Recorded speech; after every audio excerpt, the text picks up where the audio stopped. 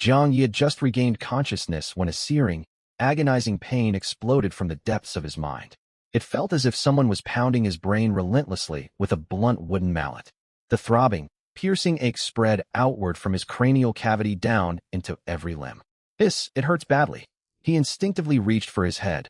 His skull was intact, and none of his body parts were missing. He let out a quiet breath, relieved to still be alive, until he lifted his gaze and froze completely. The white concrete walls he remembered were gone, replaced by walls woven from piles of withered thatch. Sunlight filtered through gaps in the dried grass to cast faint streaks of light inside the hut. Above him, the familiar white ceiling had vanished too, swapped for a jumble of rough wooden beams layered over with thatch. The floor was bare natural earth, thickly coated in dust that billowed into clouds with the lightest stir. The only dust-free spot was the bed of dry grass where Jiang Yi was currently lying. What on earth was going on? Had he been abducted? Staring at the alien surroundings, Jiang Yi sank back into his recent memories. He had graduated from university not long ago and landed a position at a small to medium enterprise after passing the recruitment process. Yet after joining the company, most of his work revolved around entertaining clients, entertainment that always involved heavy drinking. To secure contracts or foster business connections, alcohol was unavoidable at every gathering. Jiang Yi clearly recalled the night he closed a major order. He downed 2 drinks with the client before his head grew dizzy and heavy. Moments later, his vision faded to black, and he lost consciousness entirely. Now he had woken up in this strange place. Just as Jiang Yi puzzled over his whereabouts and the fate of his colleagues, an emotionless, mechanical voice echoed directly inside his skull. "Welcome to the Calamity World." Calamity World? A bad premonition tugged at Jiang Yi's brows, but before he could process his unease, the voice continued its announcement. "Read the following regulations carefully. Your survival hinges entirely on these rules. Every survivor spawns within a personal shelter, graded by tier. Upgrade your shelter whenever possible. Higher tiers deliver superior defensive capabilities and better protection. This shelter is your sole safe haven within the Calamity World. Periodic catastrophic disasters will manifest across the realm. Prepare adequately to endure each event. The world operates on a strict day-night cycle. Spend daylight hours exploring and gathering resources to fortify yourself. Nighttime holds extreme danger. Never venture outdoors without proper safeguards. All survivors may attempt talent awakening at the start. The base success rate stands at 10%. Awakening a talent drastically boosts your survival odds. Those who fail initial awakening need not despair. Additional awakening opportunities will become available later. A 7-day newcomer protection period is active to ease early survival struggles. Treasure chest spawn rates are greatly increased during this window, and a basic chest is guaranteed to spawn near every shelter. Survivors initially spawn 30 kilometers apart.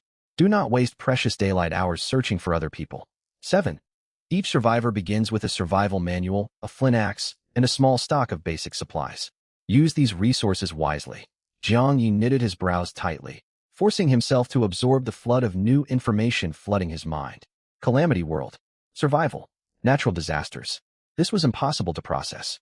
He initially dismissed the experience as an elaborate prank, yet every visual detail and physical sensation confirmed the brutal truth.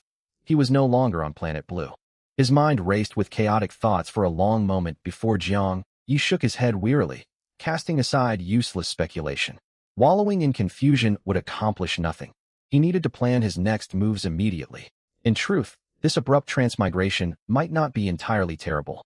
He had no lingering attachments back on his home planet, and he would never again be forced to choke down alcohol for tedious business dinners. With this thought, Jiang Yi stood and straightened his clothes, then paced through the small hut to survey his surroundings. It did not take long for him to spot a book lying on the ground at the center of the shelter, emblazoned with the title Survival Manual across its cover. Resting beside the book was an axe forged from dark, stone-like material. Jiang Yi picked up the manual first and scanned its interface, which operated similarly to a tablet screen. A row of functional tabs lined the top bar: announcements, personal status, shelter details, inventory, daily weather, regional chat, trade market. He tapped announcements, and text instantly loaded across the display. Jiang Yi's expression darkened as he read the notice. Announcement: the first disaster event, a cold snap, will commence in 7 days. All survivors are ordered to make sufficient preparations in advance. A cold snap? Jiang Yi glanced around his flimsy thatch hut, sinking into despair. How could this rickety shelter possibly withstand a cold snap? The fragile structure would likely collapse from a strong gust of wind alone. Worse than frigid winds was the plummeting temperature. Without adequate warm clothing, hypothermia and death would be nearly inevitable. Despair weighed heavier on his chest, until rationality cut through his panic. If this world intended to wipe out humanity outright, it would not design layered survival mechanics. There had to be viable methods to weather the cold snap. Death was never meant to be guaranteed for new arrivals. He could only hope his reasoning was correct. After a brief moment of contemplation, he closed the announcement page and opened personal status, clinging to the hope of finding some small reassurance. Name: Jiang Yi. Physical condition: average status, healthy talent, unawakened note. New arrivals have not yet synced with the Calamity World's laws, resulting in severely weakened physical aptitude. Prolonged survival is impossible without further progress. Contrary to his expectations, the status panel contained no numerical stats for strength, agility, or other common role-playing attributes. Either these values were hidden by the world system, or such metrics simply did not exist within its framework. I'll try to awaken my talent first. Jiang Yi drew in a deep breath and selected the awakening function. With only a 10% success rate, he silently prayed his luck would hold. The instant he pressed the button, the mechanical voice resounded once more. Awakening successful. Acquired talent. Ascension. I actually got it. Joy flared across Jiang Yi's face as he rushed to check his updated profile. Ascension perfect grade.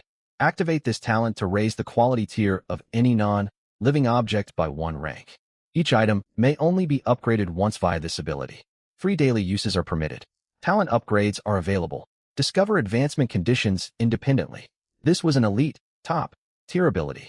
Staring at the talent description, Jiang Yi was overcome with elation. All his prior anxiety about surviving this harsh world faded away in an instant. After carefully reading the full talent description, he slowly exhaled and wore a faint smile.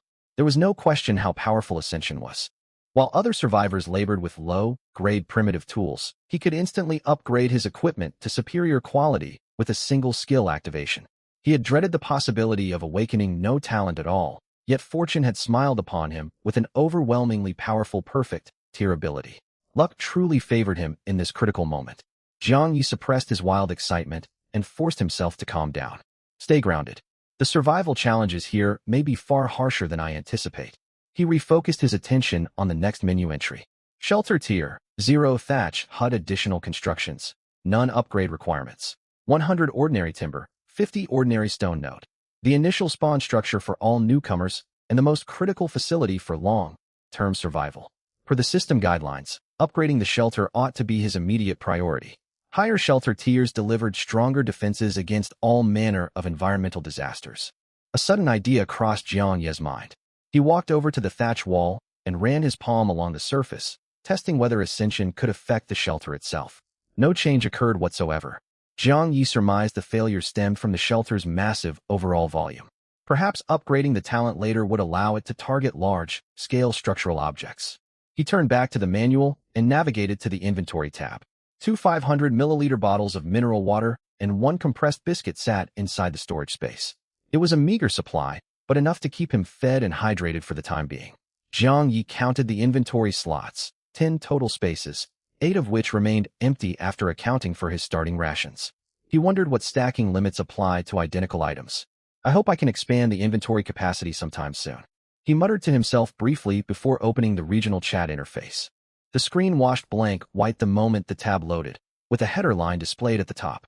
Regional chat current population, 10,000/10,000. 10,000 other survivors occupied this shared region.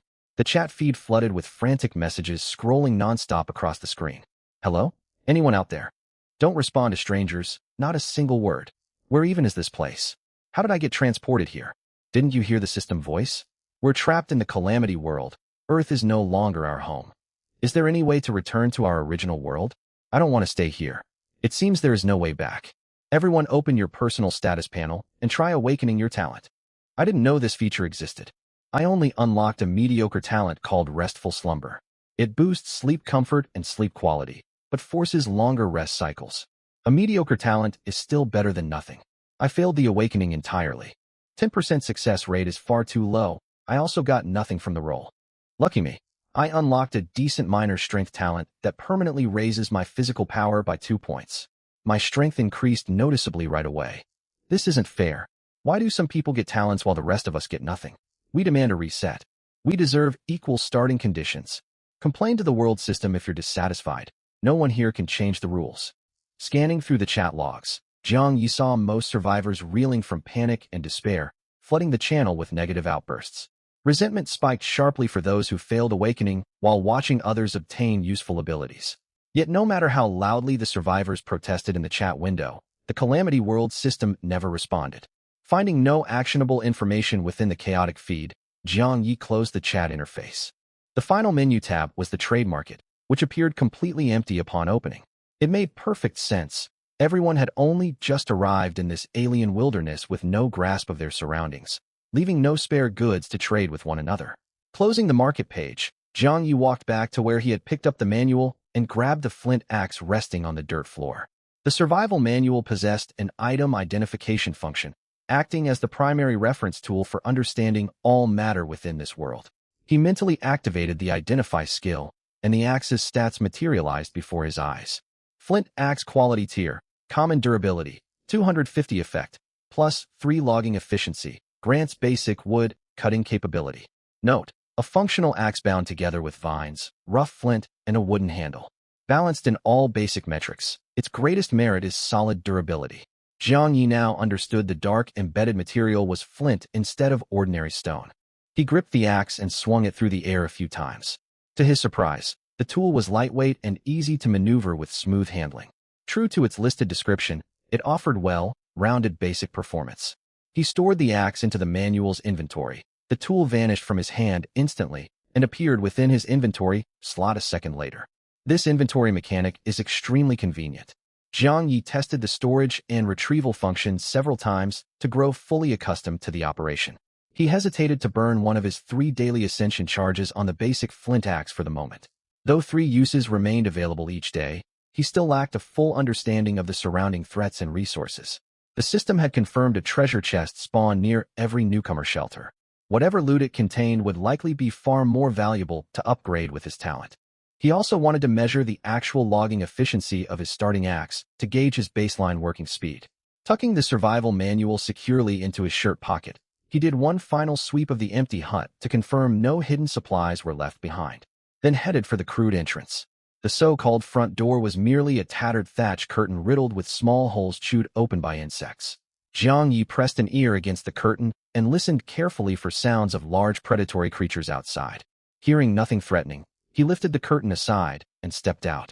Blinding sunlight flooded his vision immediately.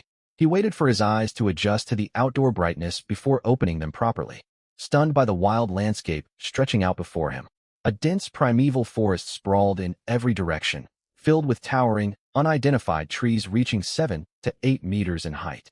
Thick, overlapping canopies blocked most direct sunlight, leaving only thin beams filtering down to the forest floor. These scattered shafts of light nourished thick clusters of ferns fighting fiercely for every patch of available ground. A deep carpet of decaying fallen leaves blanketed the soil. Jiang Yi sank into the soft cushion with every step. Hidden mud puddles and tangled tree roots lurking beneath the leaf litter. Fern growth rose to his ankles, interspersed with countless unknown wildflowers spreading unchecked across the terrain. The natural scenery struck Jiang Yi with a dreamlike, surreal beauty. Stepping fully outside the shelter, Jiang Yi stood on the grass and breathed in the ambient atmosphere. The air carried a clean, sweet botanical fragrance, and the dense green scenery delivered an immersive visual spectacle.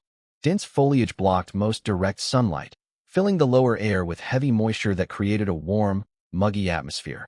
The very reason the plant life appeared so vibrantly green. Jiang Yi opened the survival manual once more and pulled up the daily weather tab. Day 1 weather. Clear skies temperature range. 20 degrees Celsius 30 degrees Celsius wind force. Level 1 daytime duration. 8 hours active disasters. None countdown to next disaster. 6 days remaining. Temperature readings use the Celsius scale familiar to humans from Planet Blue for intuitive reference. Jiang Yi frowned at the 8-hour daytime window. It was a decent length of time, yet shorter than daylight periods back home on Earth. He knew he had to use every minute efficiently.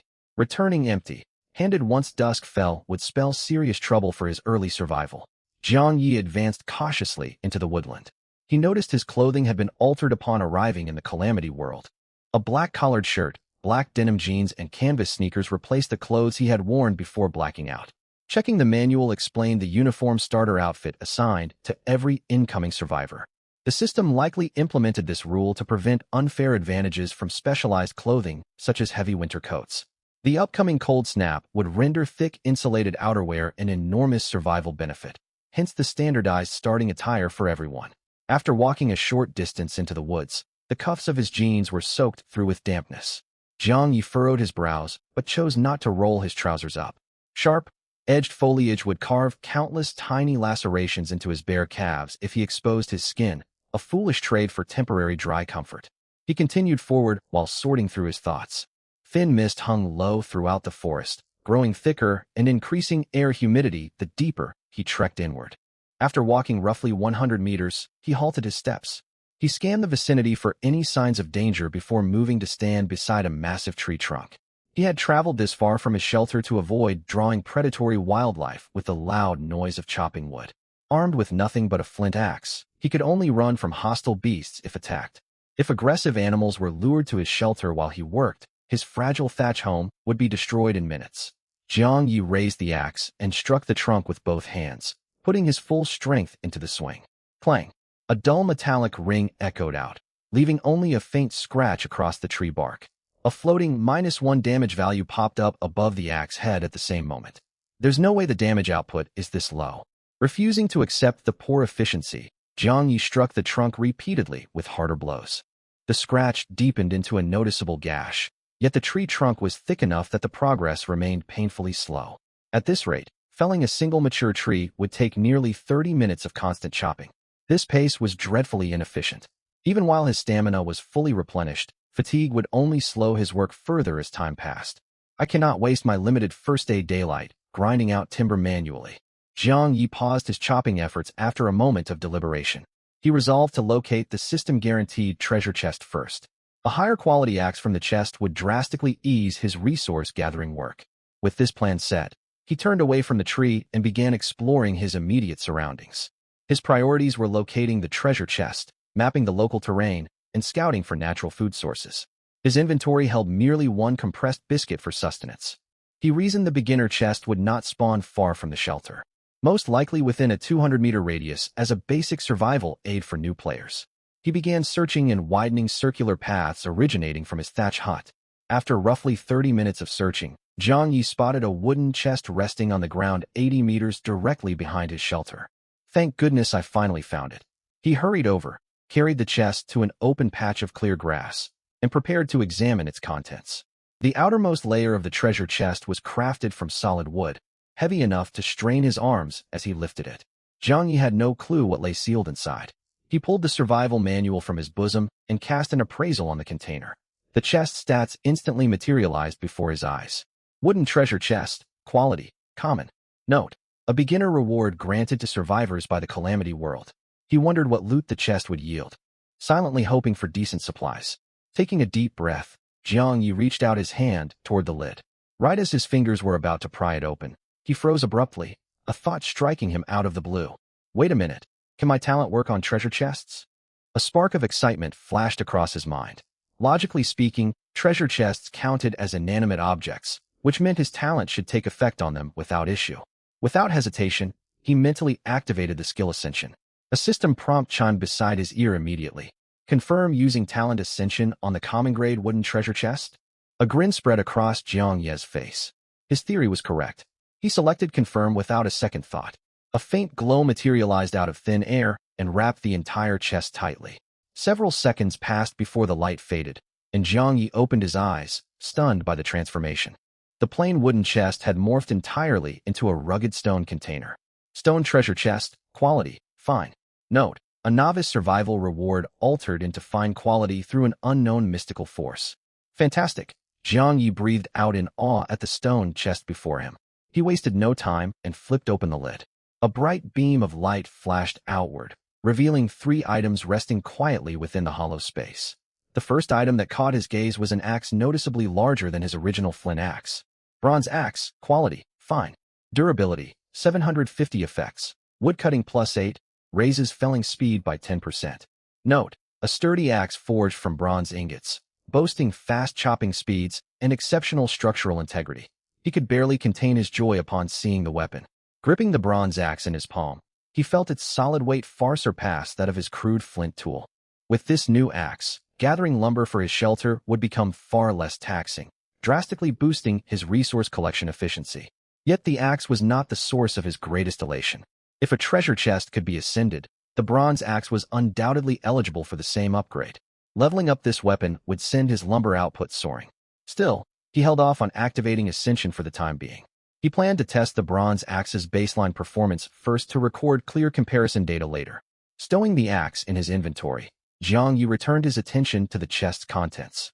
The second object was rather unique, a disposable lighter. Disposable lighter, quality, fine. Durability, 300. Note: a well-made lighter with no windproof function. Caution is required when igniting flames outdoors. It looked identical to standard lighters from his home planet Blue Star, filled with transparent liquid fuel. Jiang Yi gladly stored it away. He had been fretting over how to start a fire for the night, and this tool eliminated that troublesome task entirely. After depositing the lighter into his inventory storage, he picked up the final remaining item inside the chest. A sealed box of compressed biscuits wrapped in black plastic packaging, holding 9 individual biscuits arranged in a 3x3 grid. Boxed compressed biscuits, quality, fine effects, restores satiety and replenishes physical stamina rapidly. Note: portable emergency rations with compact volume and high caloric density. Though dry and firm to the taste, they deliver powerful satiety and possess a long shelf life, serving as foundational sustenance for wilderness survival. Jiang Yi's eyes lit up instantly. This was genuine life-saving provisions. Food scarcity was always the most pressing threat in wilderness survival. Only with a full stomach could a survivor tackle other obstacles head-on. Had he failed to obtain these biscuits, he would have been forced to expend massive energy scavenging for edible wild flora and fauna. Now, he could survive comfortably for a full day or two without worrying about meals, buying him ample time to establish a steady, sustainable food source. Though he acknowledged that goal would prove challenging to accomplish. Once the biscuits were secured in his inventory, a heavy weight lifted from his shoulders. From his observations, a regular common-grade chest would almost exclusively drop common tier items, with fine-quality loot being extremely rare. By using Ascension on the chest, every single reward had been elevated to fine grade. The difference was monumental. Unfortunately, each individual object could only be upgraded once via his talent. If multiple uses were permitted, stacking Ascension charges on the chest would allow him to jump 3 quality tiers in one go, a truly overpowered advantage. The empty chest did not vanish after being looted, so Jiang Yi placed it into his inventory for future use. He scanned the surrounding woods to confirm he had left nothing behind, then headed back toward his shelter laden with his newly acquired supplies. Eager to rest and replenish his depleted energy reserves, he had skipped breakfast that morning and trekked through the wilderness for an entire hour, his stomach growling fiercely. Exhaustion threatened to make him collapse mid-journey if he did not eat soon. Sitting down on his straw mat, Jiang Yi pulled out his packaged biscuits and water bottle. He tore open the wrapper and took a bite. The faint sweetness and dense texture immediately revitalized his weary body. He twisted open the bottle cap and drank several gulps of water, soothing his parched throat in an instant. Finally feeling normal again, he leaned back with a relieved sigh. While resting, he opened the chat channel on his survival manual to check on the situation of other survivors. The very first line of text on the screen made him freeze solid. Regional chat channel, current regional population, 9,998/10,000. 2 people were already dead. Shock washed over Jiang Yi. Barely 3 hours had passed since everyone was transported into this world, and 2 survivors had already perished. It was in this moment that the brutal reality of this survival ordeal sunk in. He had once believed death was a distant threat, but the live population count proved just how precarious every person's existence truly was. He sat silently for a while, steadying his racing breaths to calm his frazzled mind. The euphoria from opening the upgraded chest had dissipated completely. This was no game. He needed to treat every moment with the utmost gravity. Curiosity gnawed at him regarding the cause of these 2 deaths, as knowing the circumstances could warn other survivors against fatal mistakes. Regrettably, no related messages had been posted in the chat log, leaving their fates a mystery. Most likely an encounter with aggressive wild beasts, Jiang Yi surmised to himself, the most logical explanation for sudden fatality out in the untamed wilderness. scrolling through the flood of real-time messages filling the chat feed. Where on earth is the reward chest mentioned in the system announcement? I've searched everywhere and found nothing. Same here. I've circled my shelter multiple times with zero luck. Guys, I found it. A wooden treasure chest. Image. Drop the location, quick. Share your search method if you can. A quick scan revealed most survivors prioritized locating the treasure chest before gathering building materials. Some had succeeded in their search, while countless others wandered aimlessly in pursuit of the container. A tiny minority opted to skip chest hunting entirely and head straight into the wild to collect raw resources. Zhang Yi focused on loot reports posted by survivors who had opened their chests. His earlier hypothesis was fully validated. The vast majority obtained only common-tier goods, with fewer than 100 people out of 10,000 managing to roll fine-quality rewards. Without his ascension talent, he would have been stuck with generic common supplies as well. The power gap between each quality tier was evidently massive, explaining the scarcity of high-grade drops. He also noticed a distinct loot mechanic. If a standard wooden chest yielded a single fine-quality item, all its usual common tier drops would merge into that one superior piece. In short, treasure chests operated under two possible loot rules. The first produced multiple items matching the chest's baseline quality. The second fused all potential common rewards into one item of a higher quality tier. Zhang Yi could not immediately determine which outcome was more beneficial, though rational reasoning leaned toward the latter option. Even with only a single item gained, its enhanced stats vastly outperformed a collection of low-tier basic supplies. After resting long enough to recover his stamina, Zhang Yi closed the chat interface, grabbed his bronze axe, water bottle, and 2 biscuits, and departed the shelter once more. He left his original flint axe and the lighter stored safely indoors, as neither tool was required until he needed to build a campfire later. Stepping outside, the sun hung directly overhead at midday, granting him the entire afternoon to gather resources. The air temperature rose steadily with the sun's ascent, raising ambient heat levels noticeably across the forest.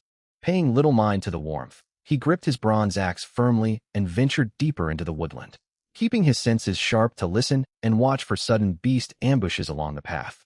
By the time he reached the tree he had hacked at earlier that morning, sweat soaked through his clothes completely. Without pause, he raised the bronze axe and struck the trunk with full force. Thud!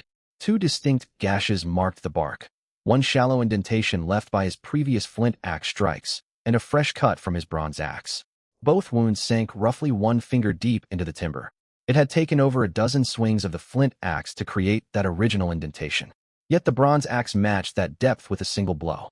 The disparity between common and fine-grade equipment was staggeringly clear. Subsequent strikes with the bronze axe carved far larger gashes into the trunk, the performance gap widening further with every chop. Overall lumbering efficiency had at minimum tripled compared to his old flint tool. Is this the true power of +8 woodcutting? A satisfied smile tugged at his lips. If such a modest stat boost delivered such dramatic improvements, upgrading the axe to the next quality tier would bring unimaginable gains. No longer hesitant, Zhang Yi activated his Ascension talent on the bronze axe in hand. Confirm using talent Ascension on the fine-grade bronze axe. Confirm. A burst of brilliant white light enveloped the weapon the moment he gave his confirmation, and Zhang Yi instantly felt the axe grow substantially heavier within his grasp. When the luminous veil faded, the pale green bronze axe had transformed into a colossal battle axe glowing with silvery white radiance. Its wooden handle stretched from 20 centimeters to over 40, coated with a thin layer of frigid frost. Most striking of all was the axe head. Originally a single cutting edge, it now featured sharp dual blades on both sides, honed to a razor-sharp finish. He hefted the new weapon to gauge its weight. What had been a 3-pound bronze axe now weighed close to 5 pounds. He wondered if its heft would hinder his chopping rhythm as he inspected its brand-new appearance. Then pulled out his survival manual to run an appraisal, eager to view its updated statistics. Frostbound heavy axe, quality, superior durability, 1750 effects, woodcutting +36. Each strike inflicts a frost debuff on trees, lowering their defensive resistance note.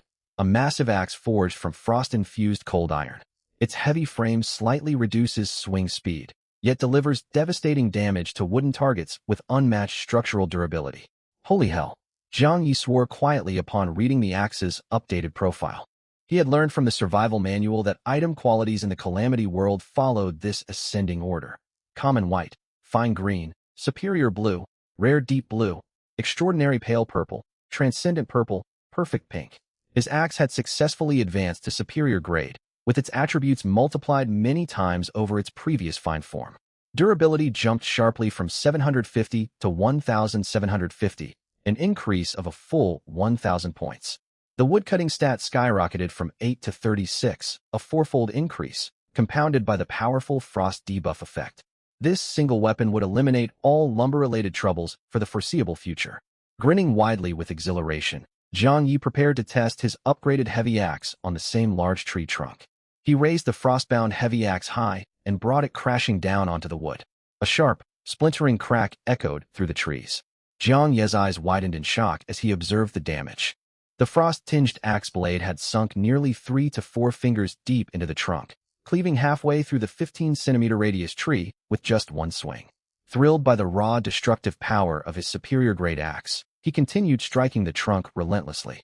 The massive tree crashed to the ground after merely 3 or 4 chops. A faint smile formed on his face as he stared at the fallen timber. The entire felling process had taken no more than 30 seconds, over 10 times faster than using either the flint or bronze axe. The only downside was the axe's considerable weight, which demanded far more physical exertion to lift and accelerated stamina drain during repeated swings. Still, the overwhelming chopping efficiency rendered this drawback entirely negligible. Jiang Yi thanked his foresight in prioritizing treasure chest retrieval. If he had relied solely on the starting flint axe, he would have barely felled a handful of trees by sundown. He pulled out his survival manual and triggered the decomposition function on the fallen trunk, a core system feature required to process raw trees and stone into usable inventory resources. Unprocessed natural materials could not be utilized for crafting or shelter upgrades in their native state. The system broke the whole tree into neat stacks of standard lumber in seconds. Jiang Yi counted the yield, 13 units of lumber from this single tree. 100 lumber units were required for shelter level up, meaning he only needed to fell roughly 8 trees to hit the quota. For him, with the frostbound heavy axe, the task would take mere minutes. For other survivors stuck with basic flint axes, however, the grind was grueling. A standard flint axe needed 30 minutes to cut down one tree, translating to a minimum of 4 hours of nonstop labor just to gather 100 lumber units, with additional downtime for rest extending the total work period even further. The first day of arrival would be critical for widening the resource gap between himself and the rest of the survivor population. He stored the processed lumber in his inventory and moved on to the next tree. To guard against potential wild animal threats, he maintained a steady, measured chopping pace instead of pushing for maximum speed, preserving enough stamina to flee to safety should a predator emerge suddenly from the underbrush. Within a dozen minutes, Jiang Yi had collected the full 100 lumber units needed for his shelter upgrade. He took the chance to test the storage capacity limits of his personal inventory and the looted stone chest. His personal inventory featured grid slots with a stacking cap of 20 items per slot. Lumber therefore capped at 200 units total across all available slots, a capacity he found somewhat limiting. The stone treasure chest held a maximum of 50 lumber units. He could not confirm if this capacity was standard for all chests or scaled with each quality tier, resolving to investigate further once he discovered additional treasure chests later. Upon returning to his shelter, 190 additional lumber units filled the empty ground space outside the small building. To keep his living area uncluttered for future departures, he stacked the excess lumber on a flat, open patch of terrain nearby before heading back into the forest to resume felling trees. For hours afterward, the rhythmic crash of his heavy axe reverberated continuously across the woodland. After roughly an hour of non-stop labor, exhaustion crept over Jiang Yi, his clothing soaked completely in sweat from the sweltering midday heat. He scanned his surroundings for a clean shaded spot and sat down to recuperate. The temperature is absolutely brutal today. He glanced upward at the blazing sun hanging high in the sky, with no sign of atmospheric cooling despite its peak position. He struggled to imagine how drastically the climate would plummet in the coming days as warned by world lore. Boredom prompted him to reopen the regional chat channel once again, still flooded with constant survivor messages as before. A quick browse showed 2 primary paths taken by survivors who had located their chests.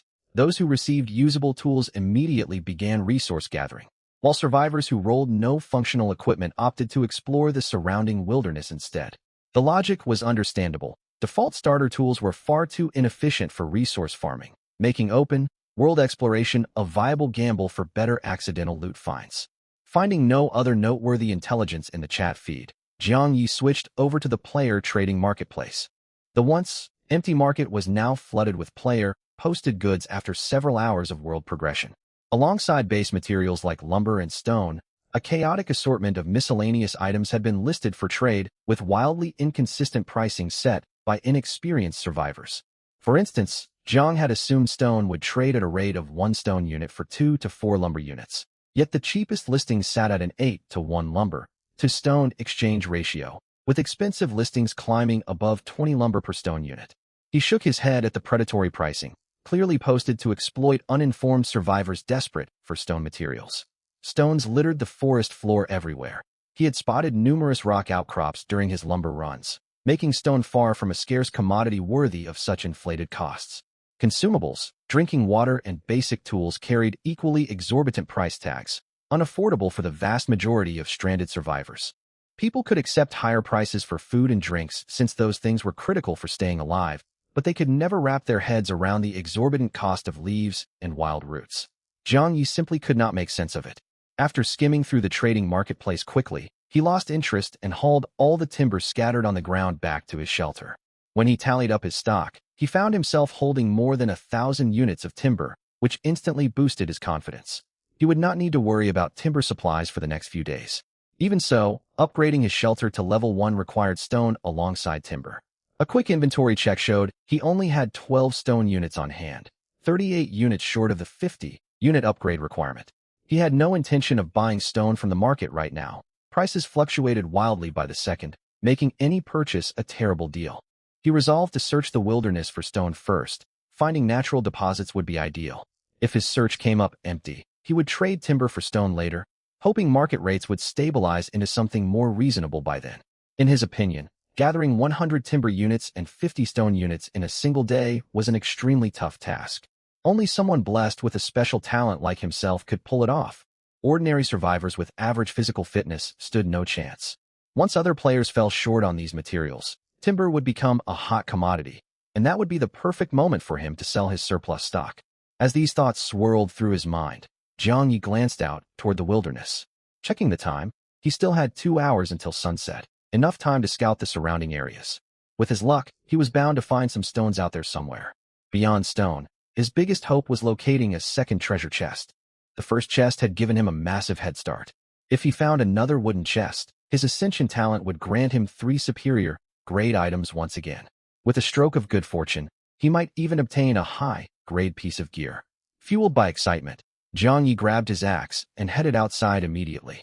He had already explored the 100-meter radius around his shelter that morning and combed through the southern woodland while cutting trees, uncovering nothing of value. That left the northern, eastern, and western zones for him to investigate. After a moment of deliberation, he chose to start his exploration to the east. He trekked steadily eastward.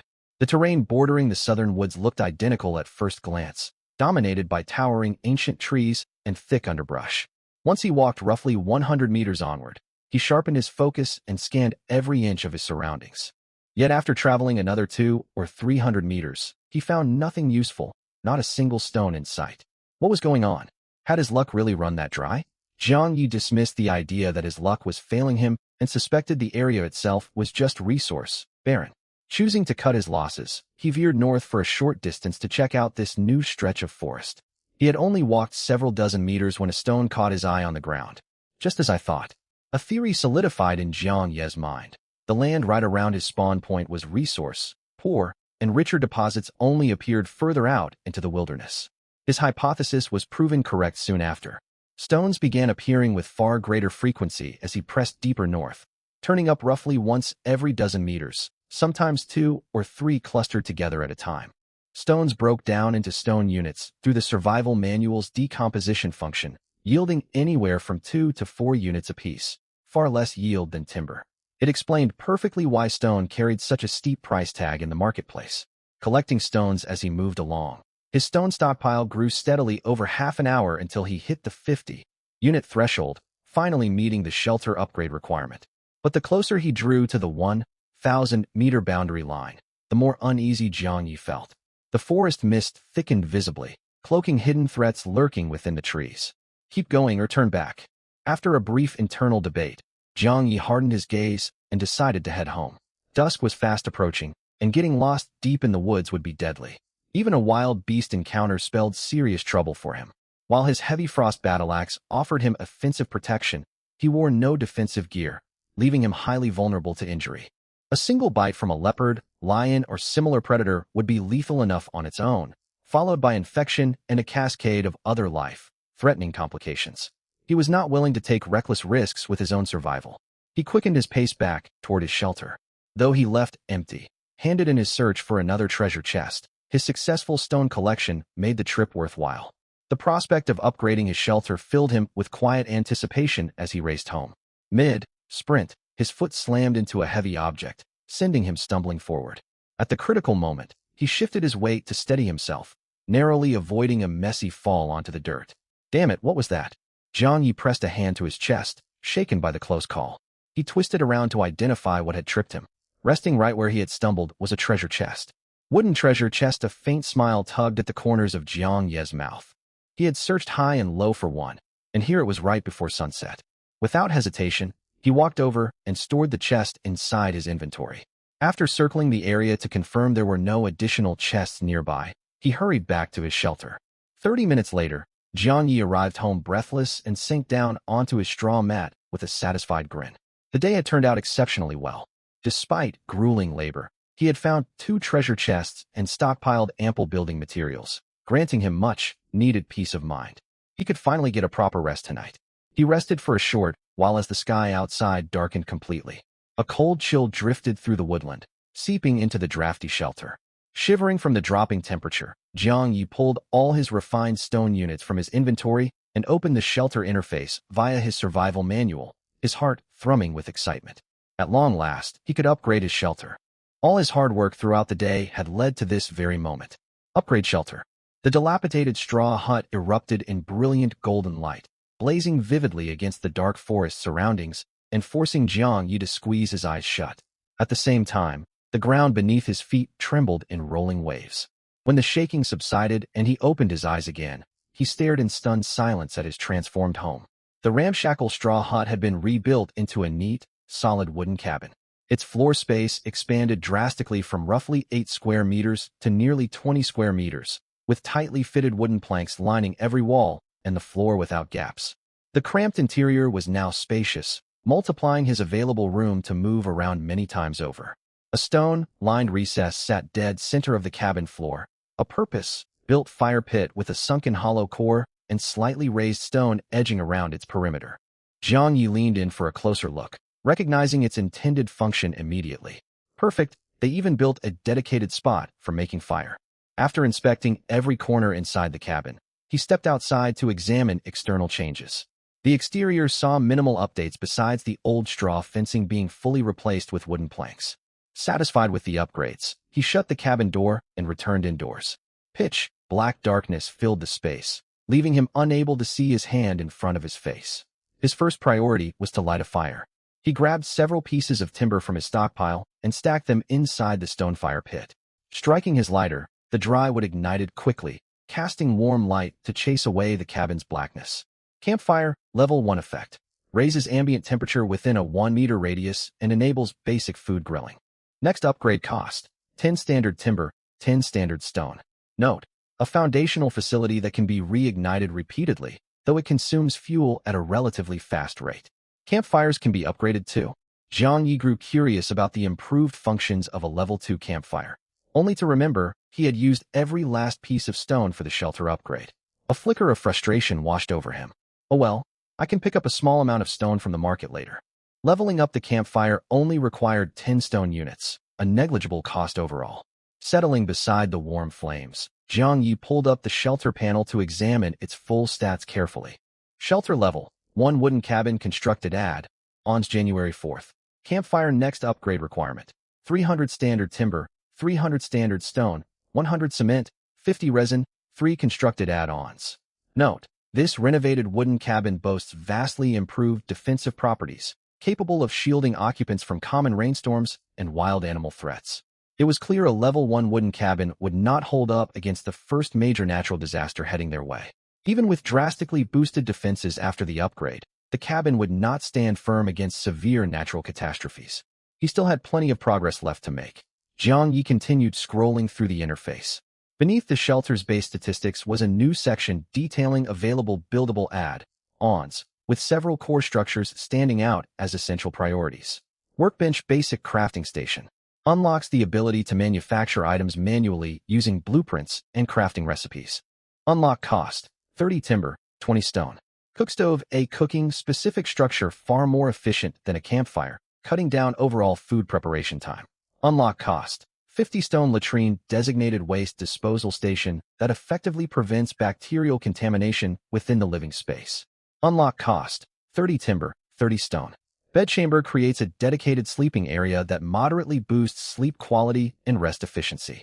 Unlock cost: 50 timber, 20 stone. Other optional builds included fencing, balconies, and hallways, all less functionally vital than the 4 core facilities listed above.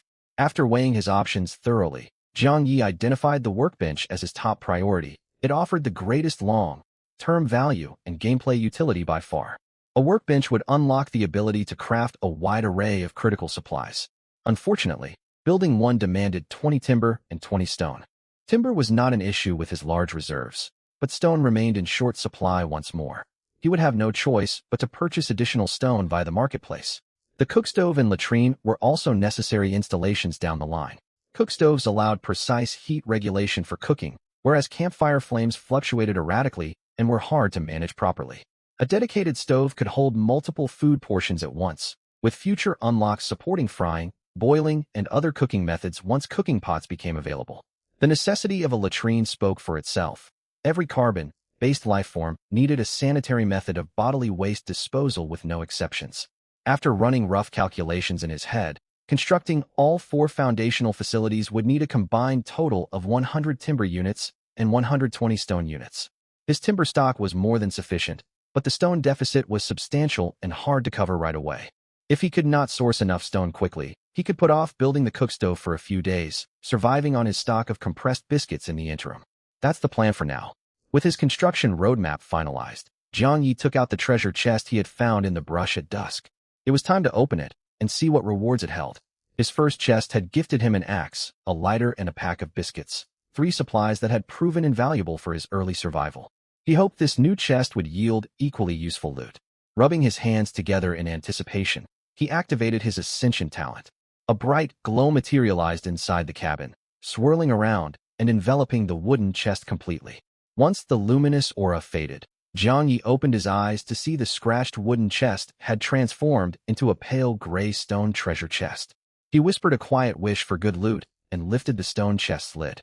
3 items lay exposed inside the container. Jiang Yi blinked in surprise. 3 items again. Does every treasure chest always contain exactly 3 rewards? He scratched his head in confusion. This was only his second chest opening, leaving him with insufficient data to confirm a universal rule. He would have to open more chests later to verify his suspicion. Setting aside that line of thought, he focused his attention on the newly acquired loot. He picked up the first item and inspected it closely. It was a thick quilt. Wool quilt grade. Superior description. Hand, sewn from 15 caddies of pure sheep's wool, fluffy, thick, and outstandingly heat-retentive. Blocks frigid drafts effectively and noticeably improves sleep quality. Score. Jiang Yi ran his palm over the quilt's surface, met with an incredibly soft, smooth texture. Roughly 10 centimeters thick, the fabric held a gentle warmth to the touch, unlike ordinary cotton quilts which felt cold against the skin. When he pressed his fingertips into the dense wool filling, he sank into layered softness, and the quilt itself weighed far lighter than its bulk suggested. Relief washed over Jiang Yi. He would sleep comfortably tonight after all. Without this quilt, his night would have been miserable. His initial shelter only came with a rough straw mat, itchy to lie on and placed directly atop the cold ground, guaranteed to make rest unpleasant. He had originally planned to browse the marketplace for any blanket, even a thin one, but this new quilt eliminated that need entirely, saving precious resources in the early game. Its heavy thickness would also shield him if nighttime temperatures plummeted sharply, drastically lowering his risk of falling ill from the cold. Savoring his good fortune, he set the quilt aside to use that night and peered back into the chest to retrieve the second item, a hat. Beast skin windproof, hat grade. Superior durability, 700 effects, plus 9 cold resistance, plus 5 physical defense, built in ear flaps, moderate wind protection, repels snow moisture to prevent quick soaking. Description: crafted from supple wild predator hide, drastically boosts head insulation and is essential gear for outdoor exploration. Made from tiger or leopard hide, the hat possessed an exceptionally smooth, luxurious texture. What mattered most to Jiang Yi was its stat bonuses. 9 points of cold resistance perfectly countered the cold wave scheduled to arrive in 7 days' time. Temperatures would drop severely once the cold wave hit, making outdoor expeditions far harsher than they were at present. He had already noticed the air growing colder as the sun set that evening, though physical exertion during his outdoor trek had masked the chill until he returned to inspect his upgraded cabin.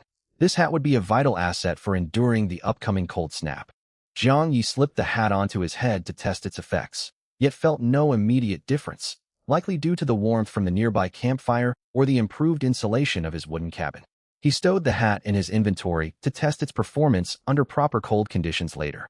Turning back to the chest once more, he picked up the final item, a red and white spherical object strongly resembling an iconic item from an animated series from his home planet, Earth. Capture Orb Grade. Superior Effect. Hurl the orb toward a wild creature to initiate a binding contract and tame it as a companion. Has no effect on human beings. Description: tamed creatures possess permanent 100% loyalty upon successful bonding. Taming attempts carry variable success rates. Guaranteed success against common creatures. Only a 30% success rate against superior grade creatures, and 0 chance of taming high grade or stronger creatures. Whoa, it's literally a pokeball equivalent. He could not help widening his eyes at the discovery, joking to himself whether actual pocket monsters would start appearing next. Given how bizarre this new survival world was, he quickly accepted the oddity. The capture orb functioned nearly identically to its animated counterpart, creating a permanent bond with wild fauna upon a successful capture. Its limitations were far stricter, however. While basic wild animals were guaranteed to be caught easily, superior tier creatures only had a 3 in 10 capture chance, and any creature of high grade or higher was completely untamable with this item. Even with these heavy restrictions, the orb remained an extremely powerful tool. Taming even a common wild animal as a companion would bring massive benefits. Having an ally to distract hostile creatures during wilderness encounters would raise his survival odds by at least 50% compared to traveling alone. Jiang Yi carefully placed the capture orb into his inventory, resolving to test it on his next outdoor trip the following day. If luck favored him, he might even capture a large predator such as a tiger as his loyal partner. Having examined all 3 treasures, he set the empty stone chest aside and pulled out the pack of biscuits he had obtained from his first loot chest, eating beside the crackling campfire. He opened the chat channel on his survival manual. It was past 6 in the evening. Most survivors had retreated to their shelters for rest, yet the chat feed was still flooded with constant messages. Does anyone else feel freezing cold out here tonight? I thought the big cold wave wasn't due for another 7 days. My guess is the dense tree canopy traps minimal solar heat during the day, and thick vegetation paired with strong air circulation accelerates heat loss after sunset. High ambient humidity makes the cold feel even worse on top of everything else. Wow, we've got a geography expert in the chat. Lucky me. I scraped together my last timber right before sunset and upgraded my shelter to level 2. Same here. A level 2 cabin blocks all drafts completely. The temperature inside is so much more bearable. Wait, how are you guys finishing upgrades so fast? I spent the whole day gathering materials, and I'm still short by over a dozen stone units. I'm in the exact same boat. I didn't waste a single minute today chopping wood and collecting stones, and I'm still missing several pieces to hit the upgrade requirement.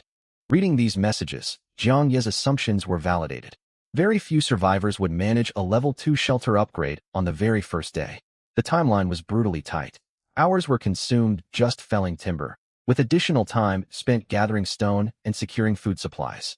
Only survivors who spawned in resource-rich zones, or those gifted with powerful starting tools like Jiang Yi, could meet the upgrade cost within the first day. A portion of players were only a small handful of materials short, hoping to fill the gaps via marketplace trades. But these survivors had already exhausted all their spare resources just gathering base materials, leaving them nothing to trade for the missing components. It was safe to say those players would not finish their shelter upgrades that day unless they stumbled upon extra resource caches by chance. Does anyone have spare stone? I'll trade wood for it at a 3-to-1 ratio. The guy above is delusional. Even though stone and wood prices have dropped lately, the exchange rate still hovers around 6:1. No one's foolish enough to take that deal. Fresh water for sale. Only 30 wood units for 200 milliliters. Is there anyone kind enough to help me out? I haven't eaten in a full day, and I'm starving to death. Get lost, beggar. I've got a handful of berries up for grabs. Highest bidder takes them. Scrolling through the feed, most survivors were trying to profit amid the unstable market conditions. It was understandable. Staying alive was the top priority for everyone, and laws of fairness and justice meant nothing when lives hung in the balance. Zhang Yi opened the trade market section. Unlike the exorbitant pricing seen earlier that morning, many goods had fallen sharply in price by nightfall, such as discarded leaves and dry grass. Nevertheless, essential supplies including fresh water, food, and core crafting materials remained prohibitively expensive. Zhang Yi focused his attention on stone resources. Just as someone had mentioned in the chat channel, stone had depreciated to an exchange rate between 5:1 and 6:1 with wood, with no further price reduction possible. Zhang Yi decided not to wait any longer. He already held a substantial stockpile of wood. Zhang Yi posted a message, selling large quantities of wood. Exchange rate 5 wood per 1 stone. Tap my avatar to initiate trades. No price negotiations accepted. Shortly after publishing the post, his survival handbook began buzzing nonstop. When he checked the device, his message inbox was flooded with replies. He opened a few at random. Buddy, your rate is too steep. How about 7 wood for 1 stone? That's more than fair. 7 units of wood for a single piece of stone? Pure wishful thinking. Please save me from freezing to death. I'll repay you 100-fold in materials once I'm safe. Sorry, I don't make high-risk rescue investments. Only a tiny fraction of the messages contained legitimate trade requests. It stood to reason. Very few survivors possessed surplus materials to begin with, let alone the means to conduct trades. Are you actually selling this wood? I've been waiting several minutes already. A trade request popped up alongside the message. Zhang Yi froze for a second before quickly accepting the request. A new trading interface loaded, split evenly down the middle. The opposing survivor's profile occupied one half of the screen, and his own information appeared on the other. Trading operated on a simple mechanic. Participants only needed to place their respective items into designated slots to finalize the exchange. Zhang Yi noticed the other party had already placed 5 stone units on their side of the interface. The person was clearly growing impatient, waiting for a response. He wasted no time placing 25 wood units into his own trading slot and confirmed the transaction. The trade completed within seconds, and 5 units of stone materialized beside him in the shelter. This method is awfully inefficient.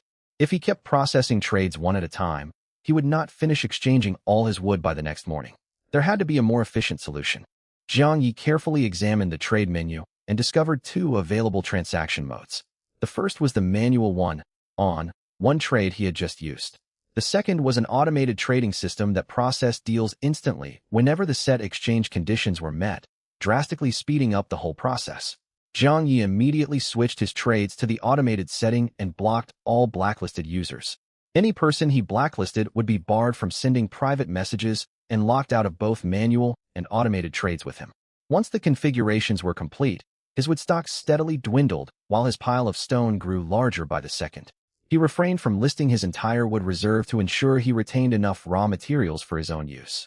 After wrapping up the trades, Zhang Yi tallied his current resources. He now held over 300 wood units and 120 stone units, stacked separately on opposite sides of his cabin. With these materials, he could construct the shelter expansions he had planned earlier. Opening his shelter status panel, he marked the crafting table and restroom as his highest construction priorities. A burst of bright light washed over the interior of the cabin, conjuring a new enclosed room alongside a solid stone platform. The newly formed room served as a basic restroom fitted with a standard toilet fixture, plain and functional with no notable extra features. He wondered if upgrades would become available later on. The stone platform, however, the crafting table, held far greater practical value. It was a square work surface carved from a single slab of stone, supported by thick wooden beams underneath. A diverse array of unfamiliar crafting tools rested atop the tabletop. Pulling up the crafting list revealed the true value of the workbench. Crafting list daily essentials 1. Basic wooden table, common grade materials required. 35 wood units. Note: a fundamental furnishing for daily living. 2, 3, 4. Tool category 1. Stone axe, common grade materials required. 10 wood units, 5 stone units, 1 grass rope unit. 2 dried grass equals 1 grass rope. Note: a makeshift axe suitable for early stage survival. Browsing the full list, Jiang Yi saw the workbench supported crafting for a wide range of basic items that required no special blueprints to manufacture. It also featured construction components such as wooden wall panels, wooden doors, and window frames, all craftable as long as the required materials were available. Unfortunately, the workbench was currently limited to crafting only common tier goods. Higher, quality superior tier equipment, alongside medicine, weapons, and protective gear, were locked behind blueprint unlock requirements.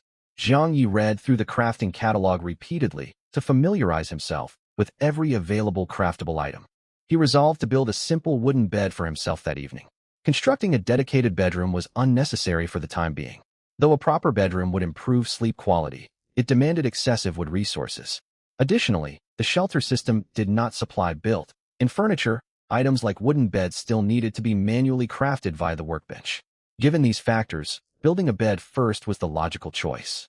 He could construct a bedroom later once he accumulated excess lumber. Sleeping directly on bare dirt overnight would leave him drained and unable to function the next day. Jiang Yi gathered the 50 wood units needed for the bed and selected the craft option. The moment he confirmed the command, a strange phenomenon unfolded. His body moved involuntarily, as if controlled by an unseen external force. Confused, he struggled to regain physical control, and his movement halted the instant he tensed his muscles against the foreign influence. A realization dawned on him. Did he have to physically participate in every crafting process personally? He ran several more test attempts and confirmed his suspicion. Activating any craft would trigger automated bodily movement controlled by the world's rules. The process was inconvenient, yet there was nothing he could do to defy the fundamental laws of this calamity-stricken world as an ordinary human survivor. He had no choice but to comply. Shaking off his frustration, Jiang Yi refocused on the workbench and initiated the wooden bed craft once more. The unseen controlling force reactivated immediately, guiding his hands through the crafting motions. Jiang Yi's hands picked up planks of wood and utilized the bench tools to plane and saw the lumber into smooth, uniform boards over the course of several minutes. The process was not yet finished. He grabbed a wooden mallet and hammered the boards together with sharp, rhythmic strikes. As loose planks were assembled piece by piece, a sturdy basic wooden bed gradually took shape. Control of his body returned to him the second the crafting sequence ended. He pressed firmly against the bed frame with both hands. The structure stood completely stable, with no wobble whatsoever. Incredible, Jiang Yi muttered in awe. He had watched the raw wood transform into a finished bed right before his eyes, yet he could not comprehend the mechanics behind the supernatural crafting process. Basic wooden bed tier, common effects. Improves sleep quality and accelerates physical stamina recovery. Note: a rudimentary bed that keeps you off cold bare ground during rest hours. Every wooden surface had been filed smooth during construction, eliminating sharp splinters that could cause injury during sleep. Jiang Yi scanned the cabin interior and dragged the bed toward the innermost section of the shelter for enhanced safety. Once positioned, he spread the wool blanket he had obtained from a supply crate evenly across the bed frame. He would finally get a proper night's rest. With the bed completed, Jiang Yi had no immediate tasks left to tackle. After all trades and construction projects, his remaining stock consisted of 140 wood units and 70 stone units. He suddenly remembered his unupgraded campfire and walked over to the fire pit, spending 10 wood and 10 stone units to upgrade the structure. The level 2 campfire retained its original appearance but produced a significantly larger heated radius. He used his survival handbook to inspect its updated stats. Campfire, level 2 effects. Raises ambient temperature within a 3-meter radius and enables basic food grilling functionality. Next upgrade cost: 30 common wood units, 30 common stone units. Note: a permanent base fixture that can be reignited repeatedly. Consumes fuel at a rate of 5 wood units per hour under current conditions. The heated zone expanded from 1 meter to 3 meters, raising the overall cabin temperature noticeably and warming the entire enclosed space effectively. With abundant materials still on hand, Jiang Yi decided to push the campfire straight to level 3. In an instant, a larger campfire structure materialized in front of him, sending another sharp rise in ambient warmth through the air. The brighter flames also illuminated the dim cabin interior far more clearly. Campfire, level 3 effects. Raises ambient temperature within a 6-meter radius. Next upgrade cost: 50 common wood units, 50 common stone units. Note: current fuel consumption rate: 8 wood units per hour. The 6-meter warm radius covered most of the cabin floor space, so Jiang Yi would remain comfortably warm even when working further away from the fire pit. While fuel usage had increased to 8 wood units each hour, the upgrade was well worth the resource investment. Jiang Yi sat beside the flames, letting the warmth soothe his fatigued body as tension melted away from his muscles. The next upgrade required 50 wood and 50 stone units, materials he did not currently possess, so further improvements would have to wait until he gathered more supplies later on. Fuel consumption remained a pressing concern.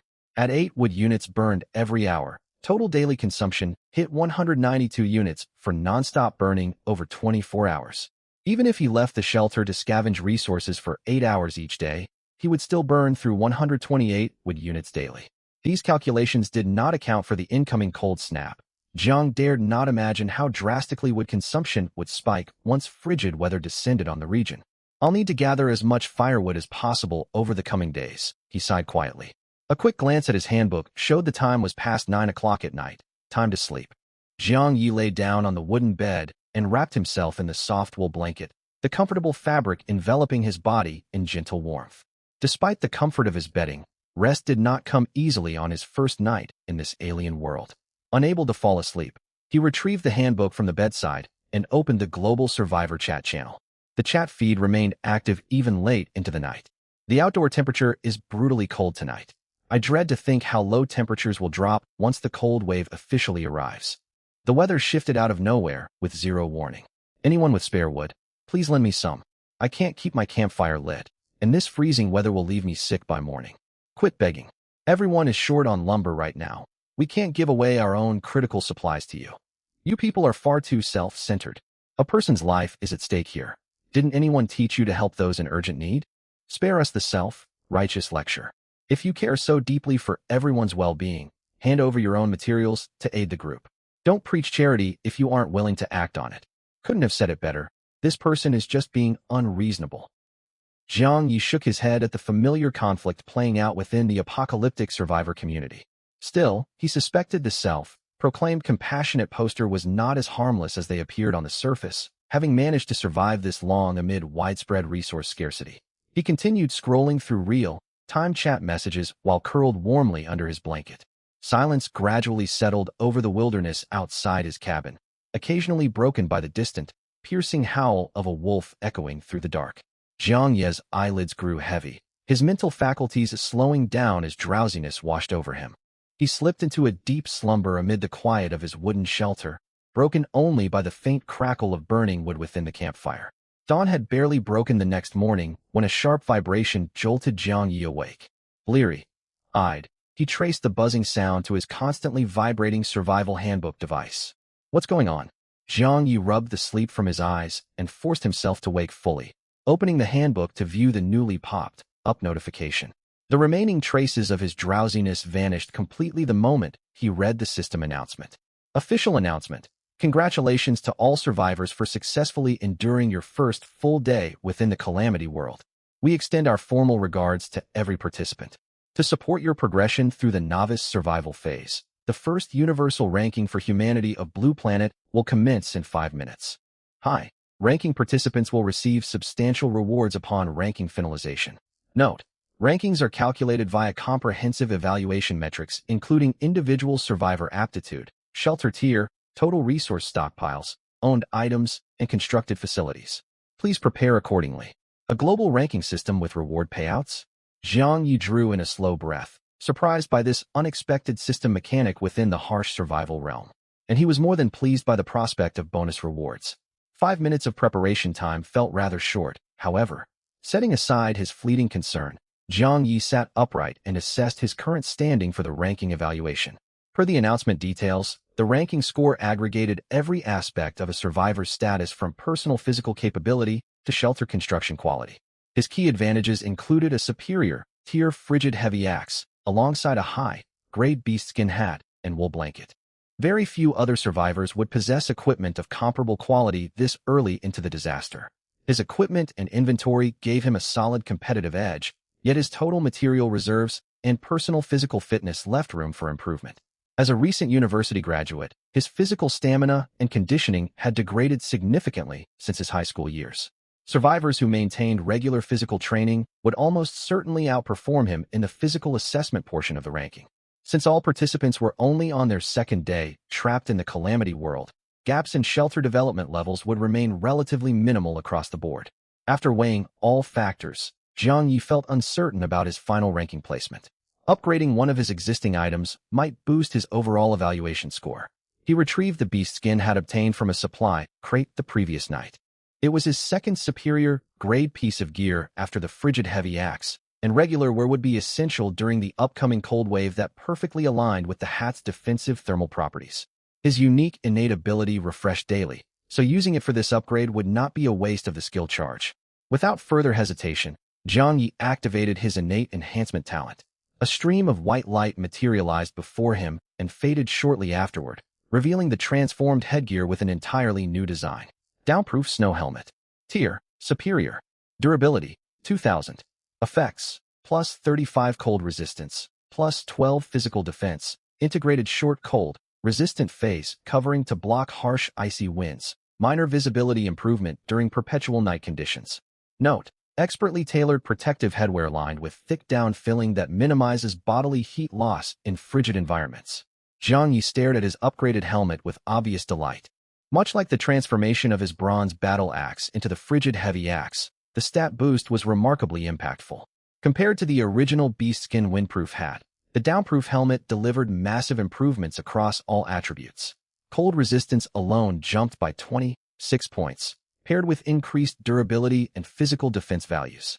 Most exciting of all was the minor night vision buff, which would preserve his visibility levels even once the cold wave plunged the surrounding area into perpetual darkness.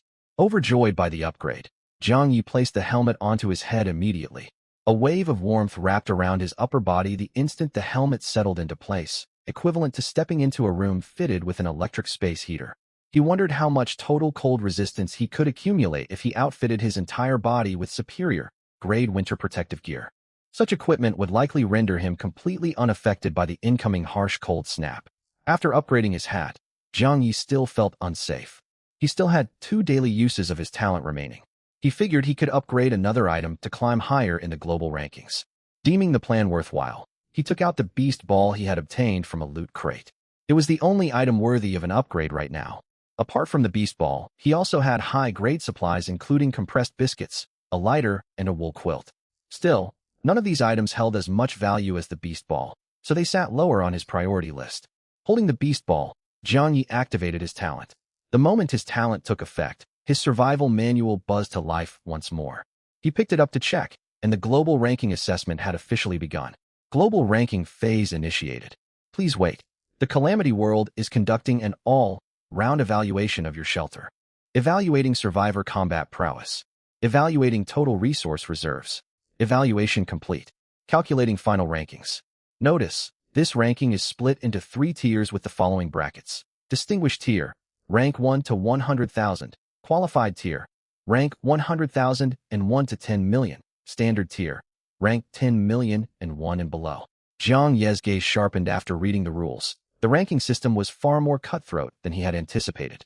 The tier boundaries alone spoke volumes about the fierce competition. Hundreds of billions of humans from Earth had been transported to the Calamity World, all competing for spots on this single leaderboard. Landing anywhere near the top meant being among humanity's absolute elite. Only 10 million people in total qualified for the top 2 tiers, with a mere 100,000 claiming the distinguished tier, 1 out of every 100,000 participants.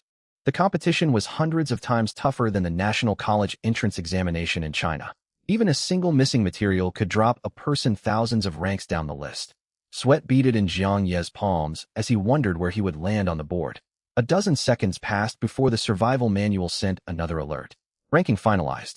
Publishing official results now. Name, Jiang Yi. Your final rank falls under the distinguished tier. Congratulations. His eyes widened in shock, his heart hammering against his ribs.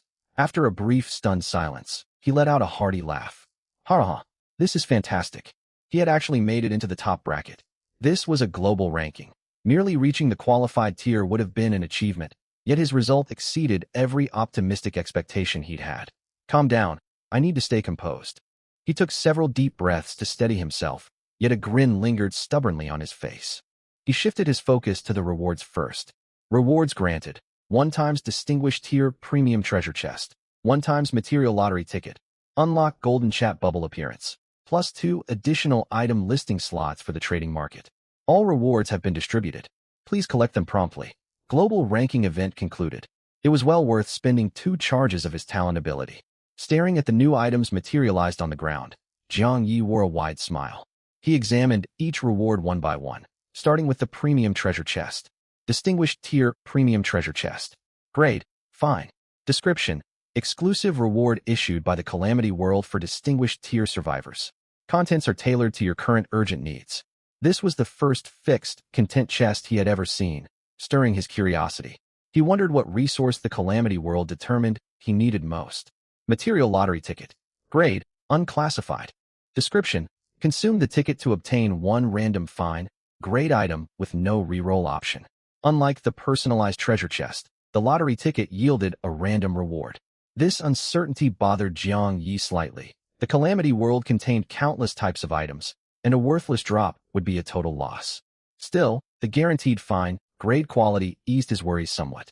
Fine, tier gear was extremely scarce in the current early stage of survival. The third reward puzzled him slightly. What exactly was a golden chat bubble? He guessed it would alter the visual style of his messages similar to chat client cosmetic effects, and he planned to test the feature later. The +2 trading market listing slots caught him off guard as well.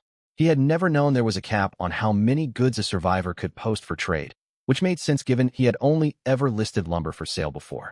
Jiang Yi prepared to open the treasure chest. He tested his talent on the container first and found the ability could target the chest, yet produced no changes whatsoever, as its contents were predetermined. With no other options, he offered a quiet prayer and lifted the chest lid. Inside rested a single object, a transparent glass orb. The orb boasted a crystal-clear exterior with a flawless interior. Jiang Yi's full attention locked onto its stat panel. Gaseous water collector. Grade, Fine. Effect, condenses water vapor from ambient air every 3 hours to produce fresh water, with a maximum yield of 500 milliliters per cycle.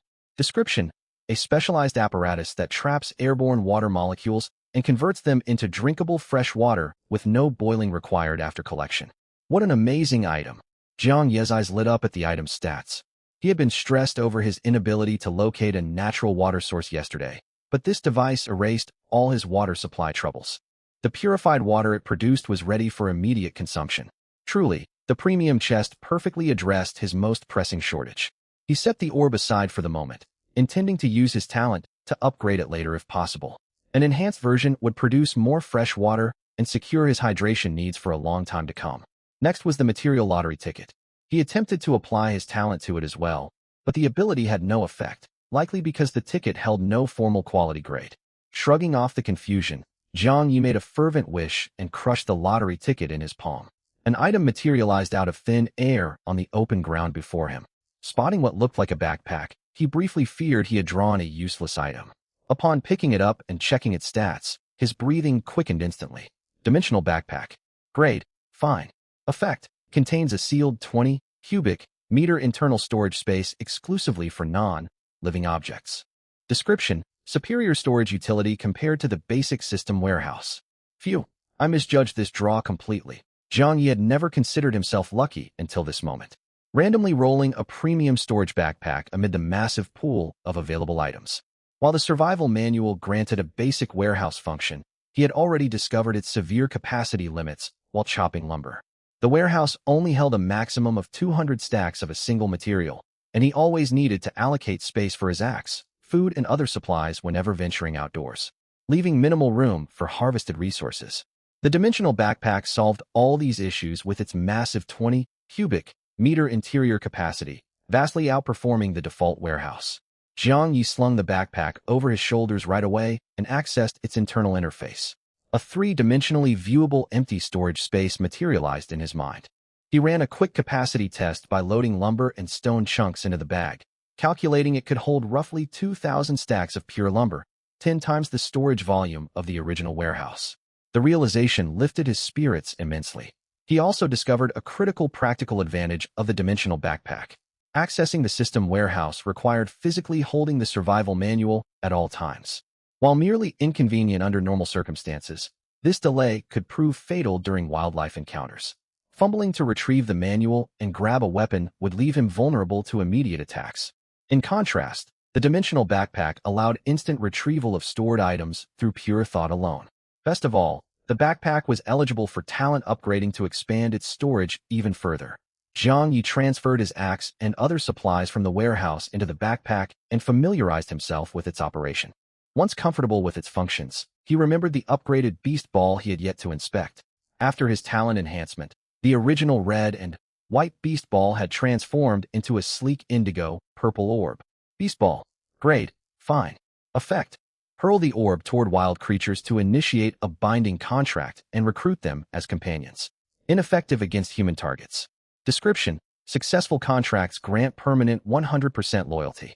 Capture attempts carry variable success rates. Guaranteed success against standard creatures, 90% success rate against high-grade creatures, 30% success rate against fine-grade creatures, and 0 effectiveness against rare, grade, and stronger life forms. Though it retained its original name, the Beast Ball's functionality had improved drastically. Its original capture rate for high-grade creatures had jumped from a mere 30% to 90%, while fine-grade creatures, previously impossible to capture, now carried a 30% capture chance. The odds were still low for top-tier beasts, yet capture was no longer entirely out of the question. Wild encounters now gave him a reliable form of backup self-defense. Stowing the Beast Ball safely, Jiang Yi deliberated on which item to spend his third daily talent charge on. After careful consideration, he settled on the gaseous water collector. While a larger backpack would be convenient, the existing 20 cubic meter space met his current demands. Water scarcity posed a far more urgent threat. His last bottle of mineral water had been consumed the previous day, leaving only one remaining bottle in his reserves. Additionally, the water collector required real time to generate fresh water, making an immediate upgrade the logical priority. Without further hesitation, he channeled his final talent use into the water collector. Multi-array water vapor collector. Grade. Rare. Effect: extracts fresh water from the atmosphere every hour, producing between 800 milliliters and 1,500 milliliters of water per collection cycle. Consuming the collected water also provides minor stamina restoration. Description: built with multiple condensation arrays, stable functionality persists through sandstorms and mild dust conditions with clog-resistant filter screens. Integrated built-in water tank holds a maximum reserve of 100 liters of fresh water. Incredible! A surge of delight washed over Jiang Yi as he read the upgraded collector's stats. Elevated to rare grade, the device received sweeping buffs across the board. The collection interval shrank from 3 hours down to 1 hour, with individual output boosted from 500 milliliters to a range of 800 to 1,500 milliliters. His water shortage troubles were fully resolved for the foreseeable future. He carried the glowing orb around his shelter's living area and settled on a spot beside the lounge for placement. Once positioned, he crushed the orb, and a flash of bright light erupted. A dispenser-like apparatus materialized on the floor where the orb had stood, fitted with a funnel-shaped intake unit instead of a standard water bottle port. Pulling up its status panel, the device was active, with 59 minutes remaining until its first water production cycle completed. With water fully secured, food procurement became his next primary objective. Jiang Yi sat on a lumber log and ate a portion of compressed biscuits for breakfast. While opening the global chat channel, he wanted to check if any other survivors in his regional sector had also qualified for the distinguished tier.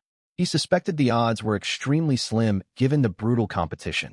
Only one person out of 10,000 would manage the feat, and a second distinguished tier survivor would be rarer than winning a major lottery jackpot.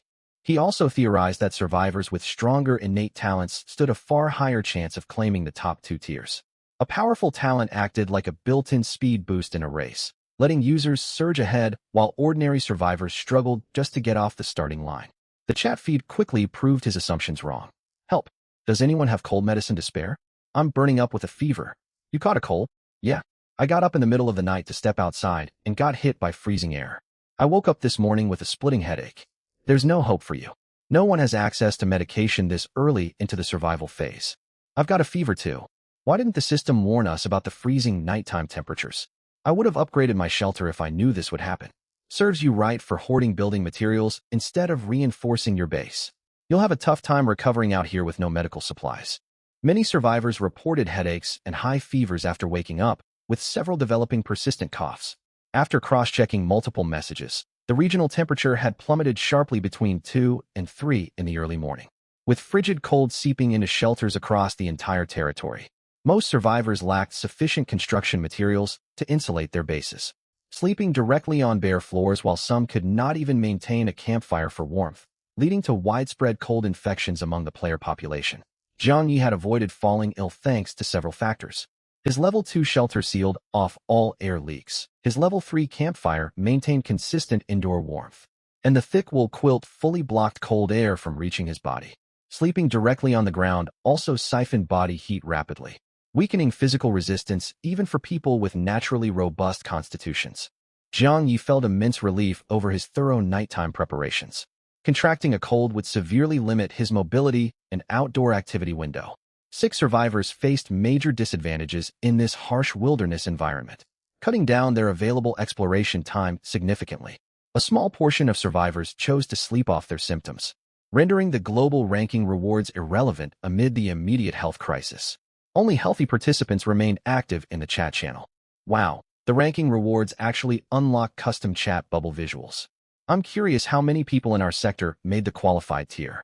The silver message borders look really striking. No way to know the exact number, but it can't be many. Who just sent that message? Look, a top-tier survivor has spoken. Zhang Yi's gaze landed on a user named Xinfei, whose messages were wrapped in glowing silver halos that stood out prominently amid the rest of the chat content. Standard tier survivors retained plain formatting with no visual effects. Is anyone from our sector in the distinguished tier? I'd love to see what color their chat bubbles are. Get real.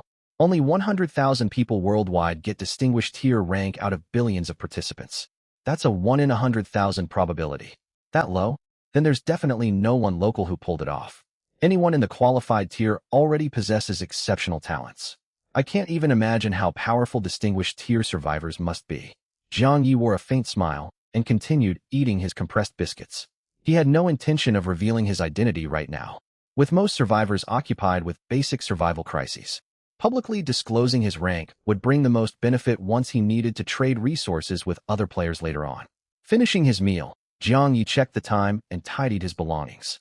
It was 8:30, time to head out for his second wilderness expedition. He fixed his clothes, tightened his shoelaces, and strapped the dimensional backpack into place. Preloaded inside were his heavy battle axe, bottled water, and emergency compressed biscuits. He added his insulated snow helmet as a precaution against sudden weather shifts, and tucked the upgraded Beast Ball into the pack as well. He brought the Beast Ball for 2 key purposes: to attempt taming powerful wild creatures for a loyal companion to ease solo survival burdens, and to use it as an emergency distraction against hostile beasts during dangerous encounters. Even a failed capture attempt would buy precious time for him to retreat safely. Fully geared up, Zhang Yi opened his shelter door. He was immediately met with noticeably colder air and stronger winds outdoors. Survival Day 2 weather. Clear temperature range, 18 to 22 degrees Celsius wind force. Level 2 daylight duration, 7.5 hours active hazard. None cold wave event, in progress cold wave countdown. 5 days remaining. The temperature has dropped drastically, and daylight hours are 30 minutes shorter than yesterday. Zhang Yi frowned at the system readout. He had initially assumed the first 7 days in the Calamity World were meant as a grace period for survivors to gather resources and grow stronger. Yet the growing environmental hazards suggested otherwise. The temperature began to drop the very next day. Once the cold wave swept in, just how frigid would it get? -20 or 30 degrees Celsius. What troubled Zhang Yi most was the shortening daylight hours. On the surface, a mere 30-minute reduction seemed insignificant, yet it sent out an alarming warning sign. Daytime length was not fixed, it fluctuated on its own accord. This spelled serious trouble. What if the days shrank to 4 or 5 hours? Or even just 2 or 3 hours later on? Would he have to head back to shelter before he could even stretch his limbs outside? He tried to reassure himself that he was probably overthinking things. He now understood why so many people were trading garments in the global chat channel. Temperatures had already plummeted noticeably. Glancing down at his own clothes, he admitted his outfit was rather thin. Still, the current temperature had not dipped to an unbearable level for the time being. After double-checking that he had left nothing behind, Zhang Yi turned and headed north. He had already scouted the eastern and southern zones the previous day, leaving only the north and west unexplored.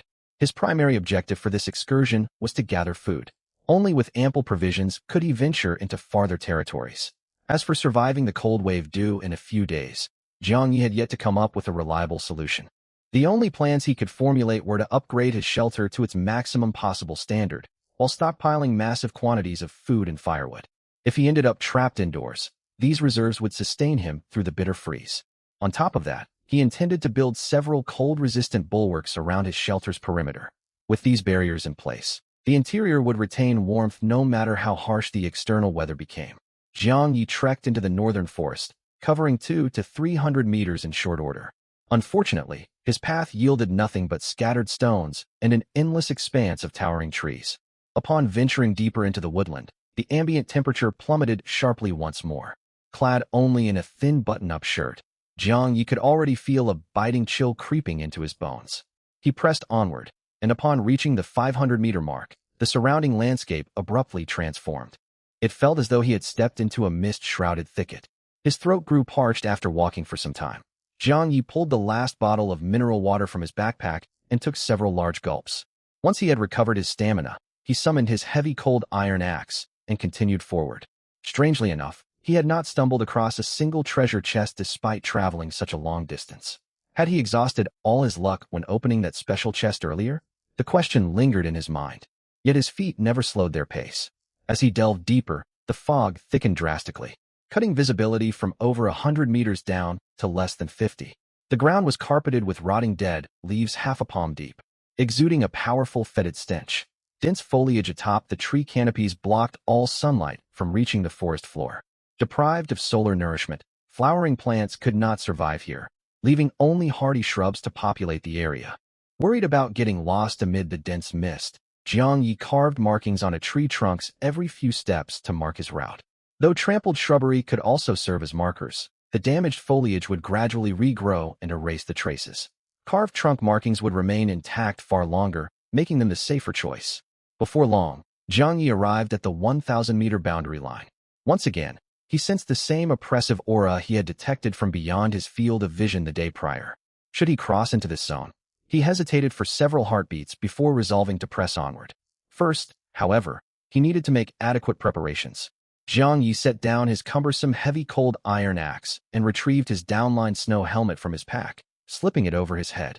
The helmet served two key purposes.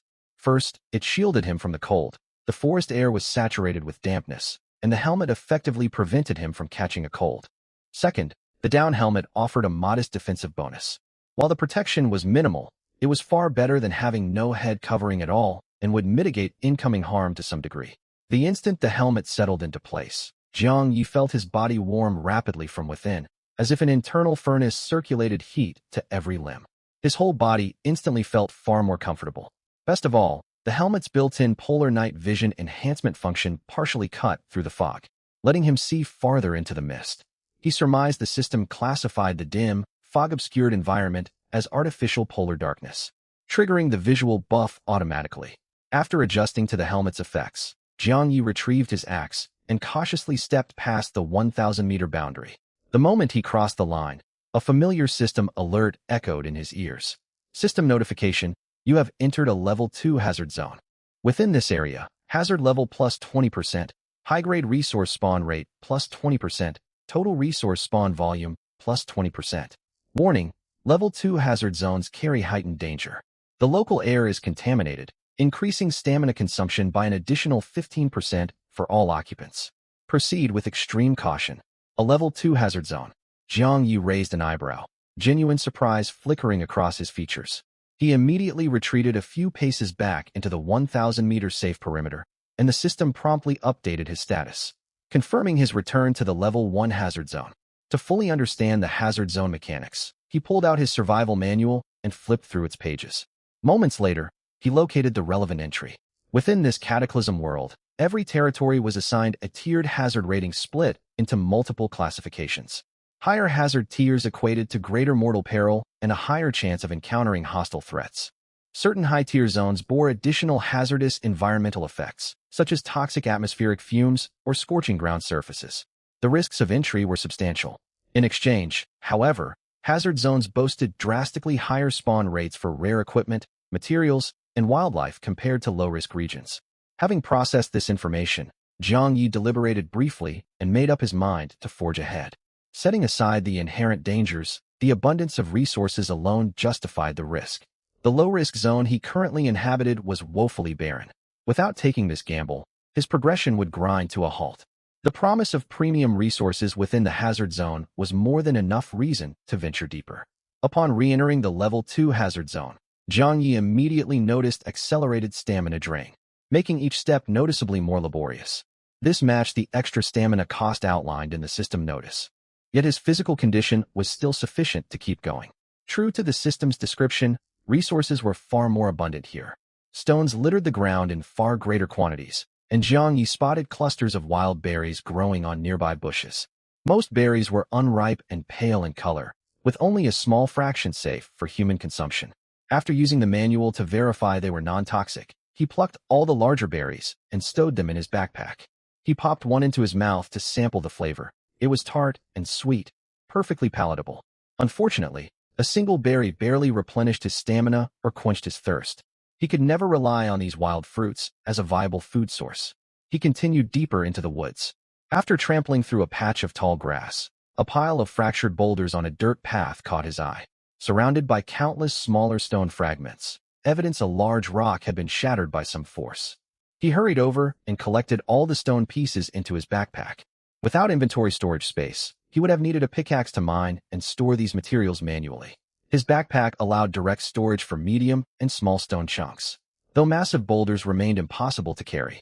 Once deposited in his bag, the stones were automatically decomposed into 63 units of stone material. Combined with the stones he had collected along the way, his inventory now held a total of 123 stone units. A faint smile tugged at Jiang Yi's lips at the haul. Level 2 hazard zones existed in a completely different league from Level 1 areas. He had gathered this much stone with minimal effort. Collecting the same volume in Level 1 territory would have required trekking 3 to 4 kilometers non-stop. Buoyed by his good fortune, Jiang Yi resumed his search, eager to locate more resources. Just as his mood lifted and he prepared to scour the surroundings thoroughly, a sharp cry echoed from the deeper parts of the forest. The wind died instantly, and the soft chirp of forest insects fell into total silence. A long, mournful wolf howl drifted out of the dense trees, its drawn-out tone reverberating repeatedly through the layered woodland canopy. Jiang Yi froze mid-step, every hair standing on end across his body. He tightened his grip on the heavy cold iron axe and instinctively held his breath to muffle any sound. Though he had anticipated encountering wild beasts during his expedition, cold dread washed over him in the moment of truth, his heart hammering violently against his ribs. Should he retreat or investigate the source of the howl? If it had been any other wild animal, Jiang Yi would have rushed forward without hesitation. The cry, however, was unmistakably that of a wolf, a threat far more dangerous. Wolves were pack predators that almost always hunted in groups of 3 or more.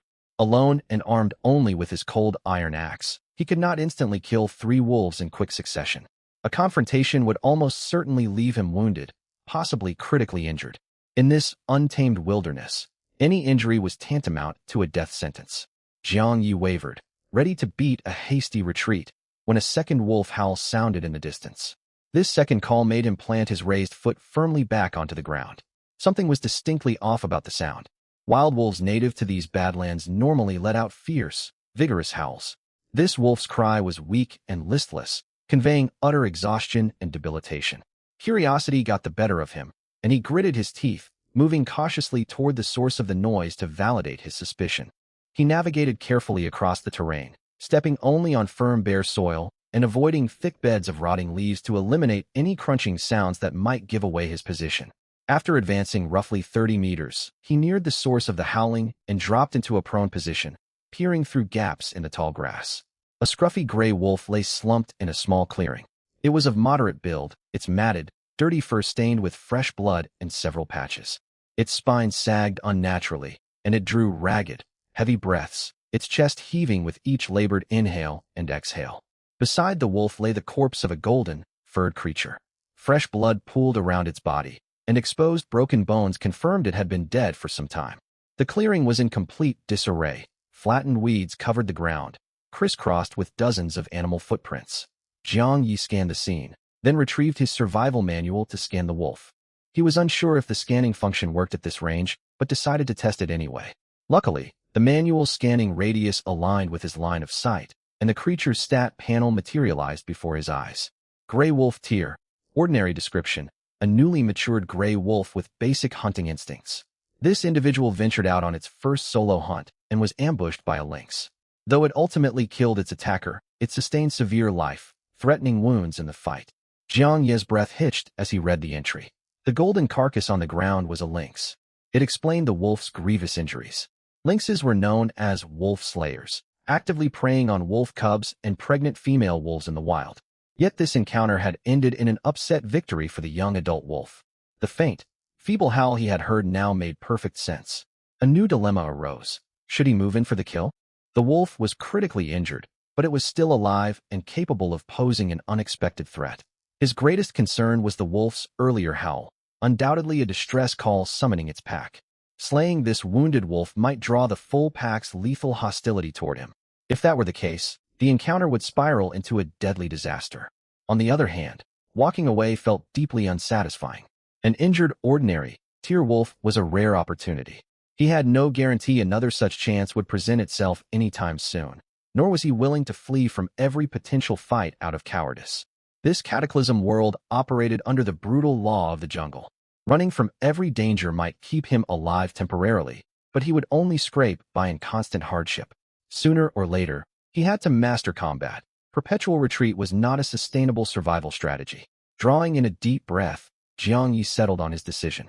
He would attack. He would not charge in recklessly, however. His best shot was to land a single decisive blow to kill the wolf instantly. Jiang Yi closed the manual display, tightened his grip on the axe, and crawled slowly forward. His gaze locked unblinkingly on the injured gray wolf. Tension thickened in the air as the distance between hunter and prey steadily shrank. When Jiang Yi took one final step, closing the gap to less than 10 meters, the wounded wolf finally sensed his presence and struggled shakily to its paws. His heart sank at the sight of the wolf standing. There was no turning back now that he had been detected. Bracing himself, Jiang Yi stood upright, hefted his axe high, and charged forward at full speed. He brought the heavy weapon down in a ferocious overhead slash aimed directly at the wolf's torso. The rustling movement in the grass triggered the wolf's defensive instincts. It lifted its head just in time to see a towering 2-meter figure barreling toward it in an unnatural low stance, striking terror into its primitive mind. The wolf possessed no innate instincts to counter such an abnormal human threat. In the next instant, Jiang Ye's axe cleaved downward. Swish! Bolstered by his enhanced physical strength, the sharpened edge of the heavy cold iron axe sank deep into the wolf's body, tearing open a massive gash. Warm blood gushed from the wound, spraying outward over half a meter. The entire sequence of events unfolded in under 2 seconds. The gray wolf crumpled to the ground with a heavy thud, motionless for good. Success. Jiang Yi drew several slow, deep breaths, allowing his taut muscles to relax after a minute or two. Staring at the cold wolf corpse on the ground, he let out a quiet sigh of relief. Elation quickly washed over him afterward. He had finally secured a source of meat. Though it was only wild wolf flesh, cooking it thoroughly would make it edible. He intended to store the corpse in his inventory for processing back at his shelter, but the moment his hand made contact with the body, the wolf automatically decomposed into processed wolf meat and materials inside his storage. Opening his inventory interface, he found neatly stacked goods. 10 units of wolf meat, 1 ordinary, quality wolf pelt, 3 wolf fangs, and 2 wolf claws. Jiang Yi stared blankly at the inventory counts. A fully grown wolf had only yielded this small amount of meat. Even a newly mature individual would weigh roughly 15 to 20 kilograms. The quantity of meat should have been far higher. He immediately used the manual's identification function on the loot. Wolf meat tier. Ordinary description. Meat harvested from a slain gray wolf. Altered by the unique environmental properties of the Cataclysm world, the flesh contains trace amounts of vital energy and is non-toxic once fully cooked for consumption. Wolf pelt tier. Ordinary description. An intact wolf hide. Once dried properly, it can be refined into tanned leather via a workbench. The wolf fangs and claws carried similar descriptions, both usable as crafting materials through workbench fabrication. 1 unit of wolf meat equaled 1 kilogram. 10 kilograms would last him 5 full days if he ate 1 kilogram across 2 daily meals. It was not an overwhelming surplus, but it was more than enough to tide him over for the immediate future. Fair enough, at least I have a reliable food source now. He shook his head and dismissed his minor disappointment. As he prepared to close the inventory window, His peripheral vision caught an unexpected item tucked alongside the wolf materials, a wooden treasure chest. How had this appeared? Wooden treasure chest here. Ordinary description. Reward granted upon eliminating the gray wolf. Killing monsters spawned treasure chests. This world truly operated exactly like a video game. Jiang Ye's frustration vanished instantly, replaced by excitement. He hurried over to the lynx carcass to see if decomposing it would grant a second chest, only to receive a system notification that the badly mangled corpse could not be harvested for resources. The outcome was predictable. Most of the lynx's flesh had been consumed during the wolf's brutal counterattack. It was unreasonable to expect salvageable materials from the ravaged body. With no way to obtain a second chest, Jiang Yi could only sigh in resignation. There was no method to resurrect the lynx for a second kill. After sweeping the surrounding area for any leftover valuables and finding nothing else of note, Jiang Yi turned and hurried away from the clearing. Merely a dozen minutes after his departure, a pack of over a dozen gray wolves emerged from the thick undergrowth deeper in the forest. Upon seeing the bloodstained, disturbed ground of the kill site, the alpha wolf let out a shrill, ferocious howl that echoed savagely through the woodland. Jiang Yi continued his northward trek without further wildlife encounters. He looped through the forest, and with midday fast approaching, he decided to cut his expedition short. Traveling deeper would eat up too much time needed for the return journey to his shelter. Resource gathering remained his top priority in these early survival stages. Further exploration for the rest of the afternoon was unlikely to yield meaningful rewards. Now that he had secured a supply of meat, he resolved to spend his remaining daylight cutting firewood to expand his stockpile. Moreover, hours of activity within the Level 2 hazard zone had severely drained his stamina. Venturing onward while fatigued left him vulnerable to attacks from healthy predatory beasts. With that logic in mind, he turned back toward his shelter, taking an alternate route home. This path kept him clear of the wolf kill site, while allowing him to search for overlooked resources along the way. He had barely walked 100 meters along the new trail when a stone treasure chest came into view beneath a towering ancient tree. A surge of joy welled up inside Jiang Yi. His innate talent boosted the rewards obtained from treasure chests. If an ordinary wooden chest could be elevated into a stone-grade chest thanks to his ability, this stone chest would surely upgrade into an even higher tier reward, guaranteed to drop at minimum fine quality loot. He placed the stone chest into his backpack, his mood significantly lifted. With one wooden and one stone chest waiting to be opened once his talent reset the next day, his overall development speed would receive a massive boost. 30 minutes later, Jiang Yi crossed back into the Level 1 hazard zone. He found nothing but scattered loose stones for the remainder of the return trip. Even so, he was thoroughly satisfied with the day's extremely fruitful harvest.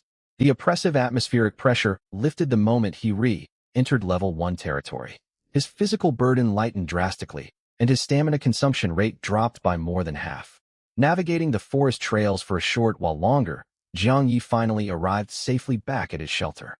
He circled the perimeter of his dwelling to check for signs of wild animal intrusion before stepping indoors. Once inside, he set down his backpack and removed his snow helmet. He dragged the stone chest he had looted previously over to use as a makeshift stool and sat down to rest. While recovering his energy, he pulled out several compressed biscuits from his supplies and ate slowly. His stamina gradually regenerated as the biscuits settled in his stomach. The only downside was the extreme dryness of the biscuits, leaving his throat parched after just a few bites. Thankfully, he had activated his water vapor collector before leaving that morning.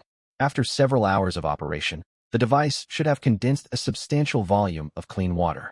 Jiang Yi walked over to the collector and found its empty storage reservoir now filled with collected water. He emptied the water into his empty mineral water bottles, yet liquid still remained in the tank after filling both containers. By rough estimate, the total collected water amounted to no less than 4,000 milliliters when combining the bottled water and reservoir surplus. He had only been gone for a few short hours, yet the collector had produced such a generous water supply. Jiang Yi lifted the bottles and drank greedily until he could no longer swallow another drop, with water still lingering inside the collector tank. I can't drink any more right now. I'll store the rest for later. Glancing around for a spare container, he dragged the newly acquired stone chest over to serve as an impromptu water bucket to hold the leftover liquid. They were carved from solid stone, so there was no risk of them rotting away underwater.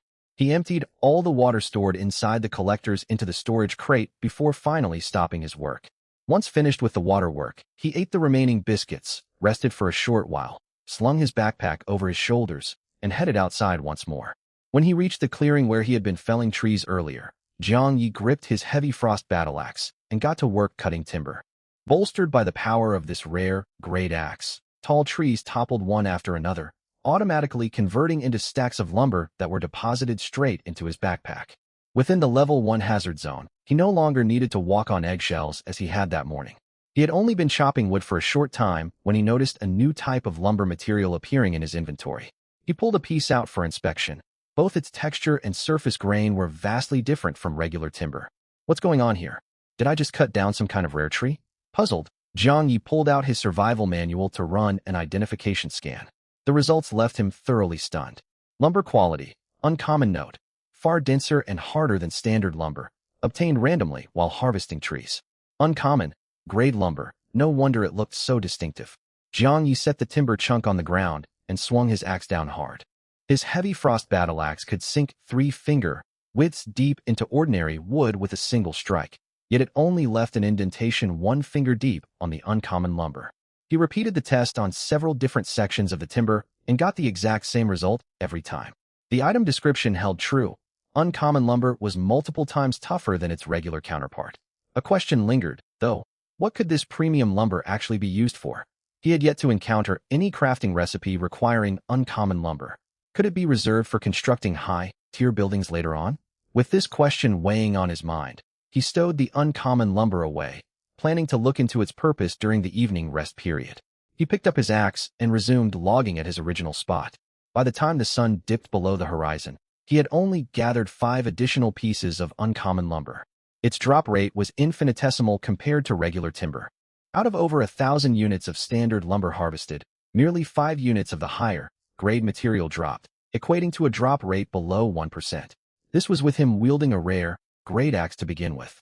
Ordinary survivors equipped with basic axes would likely spend days without acquiring a single piece of this special lumber. It was clear obtaining uncommon lumber was far more difficult than he had initially assumed. Luckily, his primary objective for the day was gathering regular lumber, so collecting the rare timber was just a bonus task for now. He stuffed all the scattered lumber into his backpack and glanced upward. The sun was nearly fully set.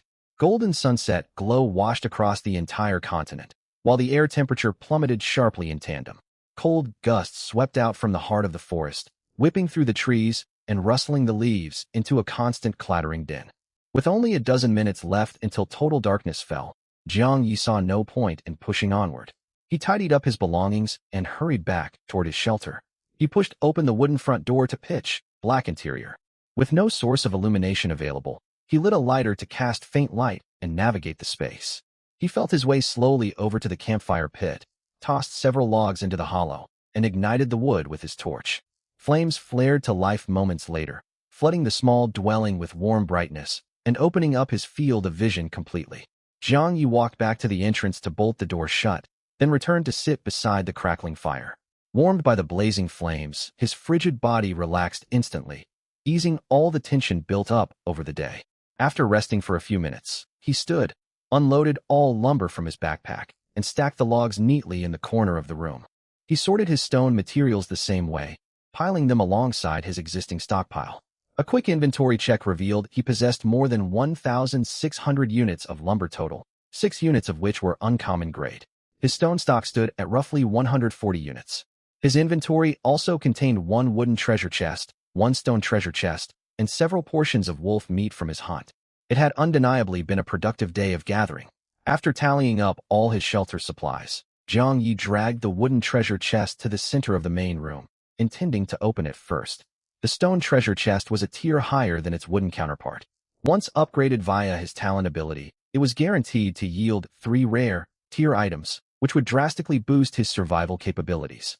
He resolved to wait until the following day, once his talent skill came off cooldown, to open it and maximize the rewards he gained. The wooden chest was far less valuable. Even after upgrading, it would only reward 3 uncommon, grade items, nowhere near the utility of rare, quality loot. On top of that, he still needed to use his talent charges to upgrade his backpack, making his limited skill uses even more precious. He lifted the wooden chest's lid and waited for the burst of opening light to fade. 3 items rested quietly within the container. The first item was a transparent glass bottle holding a tiny white granular substance inside. Edible salt quality. Common note, Standard table salt refined within the calamity world, free of artificial additives of any kind. Jiang Ye's eyes lit up immediately. Salt was an indispensable resource required for cooking nearly every type of food. He had originally planned to browse the player marketplace to purchase some later that night, but now he had received a free supply directly from the chest. Setting the salt bottle aside, he turned his attention to the second reward. His second prize was a complete set of clothing. It was superior in durability and quality to the tattered outfit he currently wore. After 2 days trekking through the wilderness, his original clothes were in bad shape. They were scuffed and torn by tree branches, faded from sun exposure, and their durability had worn down drastically. They would likely fall apart entirely within another 2 to 3 days of use. This newly acquired clothing set arrived just in time to replace his worn garments. He stowed the clothes in his storage space and focused on the final item inside the chest. The last reward was 2 bottles of mineral water. It was a relatively underwhelming prize for someone in Jiang Ye's position. He owned multiple arrayed water vapor collectors, so fresh drinking water was never in short supply. The collectors had gathered nearly 4 more liters of clean water while he was out logging that afternoon.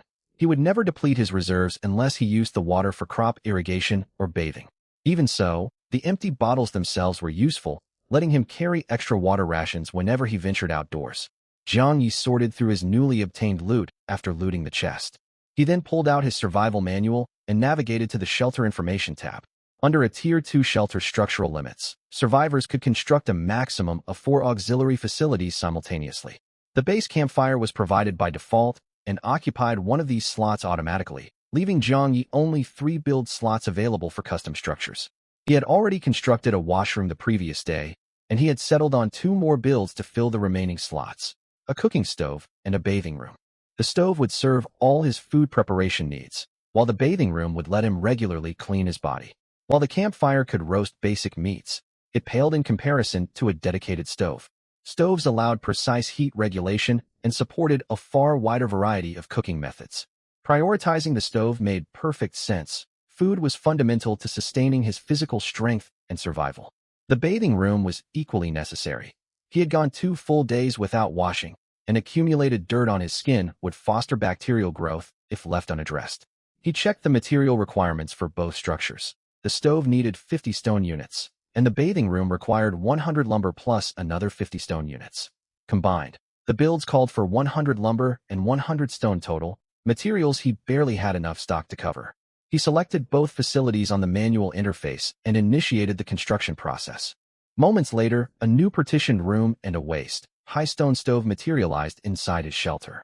The enclosed space was the bathing room, and the solid stone structure was his new cooking stove. Built as a single integrated stone countertop modeled after traditional rural earth stoves, it was split into 2 distinct sections. The hollow opening on the left was for feeding firewood, while the recessed central cavity on the right connected upward to a vent channel. To cook a meal, he would load and ignite firewood in the left inlet before placing a cooking pot over the opening on the right. Iron cookware was unavailable at his current progression stage, so a stone pot would have to suffice for the time being. The bathing room was laid out similarly to the washroom, with a stone-built bathtub replacing the toilet fixture.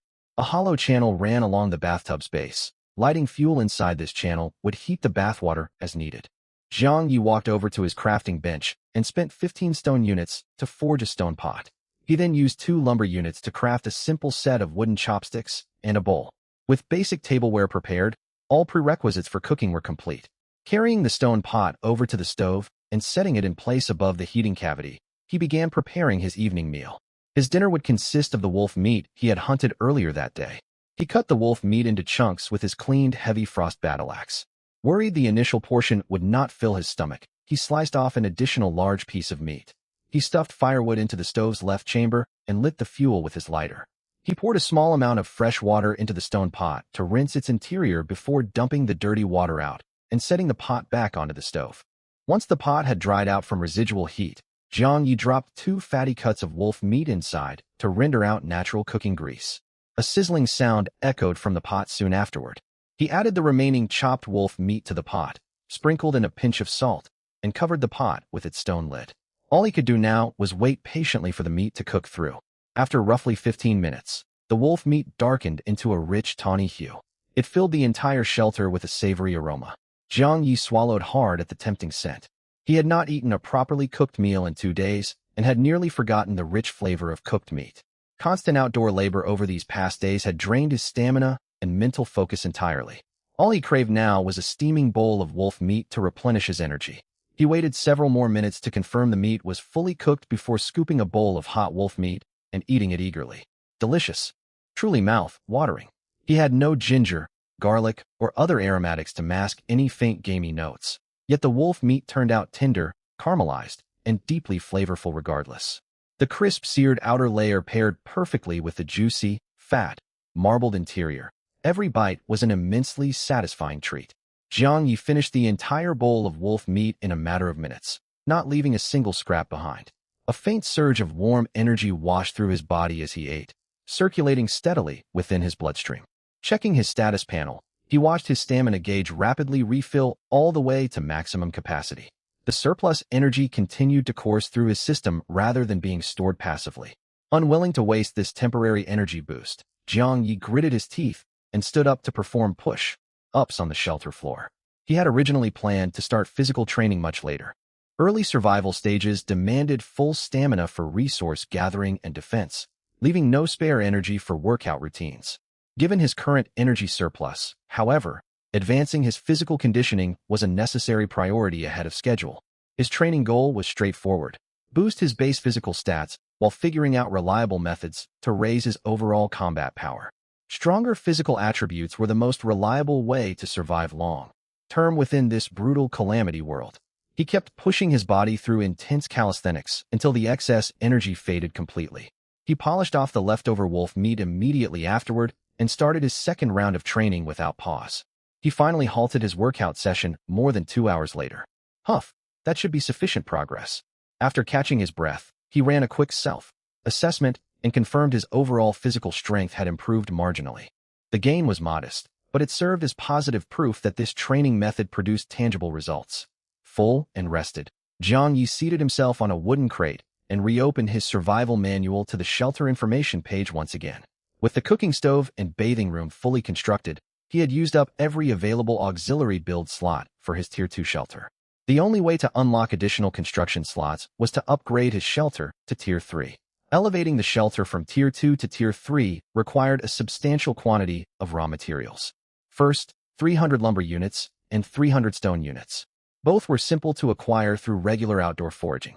Second, 50 resin units, a random drop obtained while felling trees with a moderate acquisition difficulty.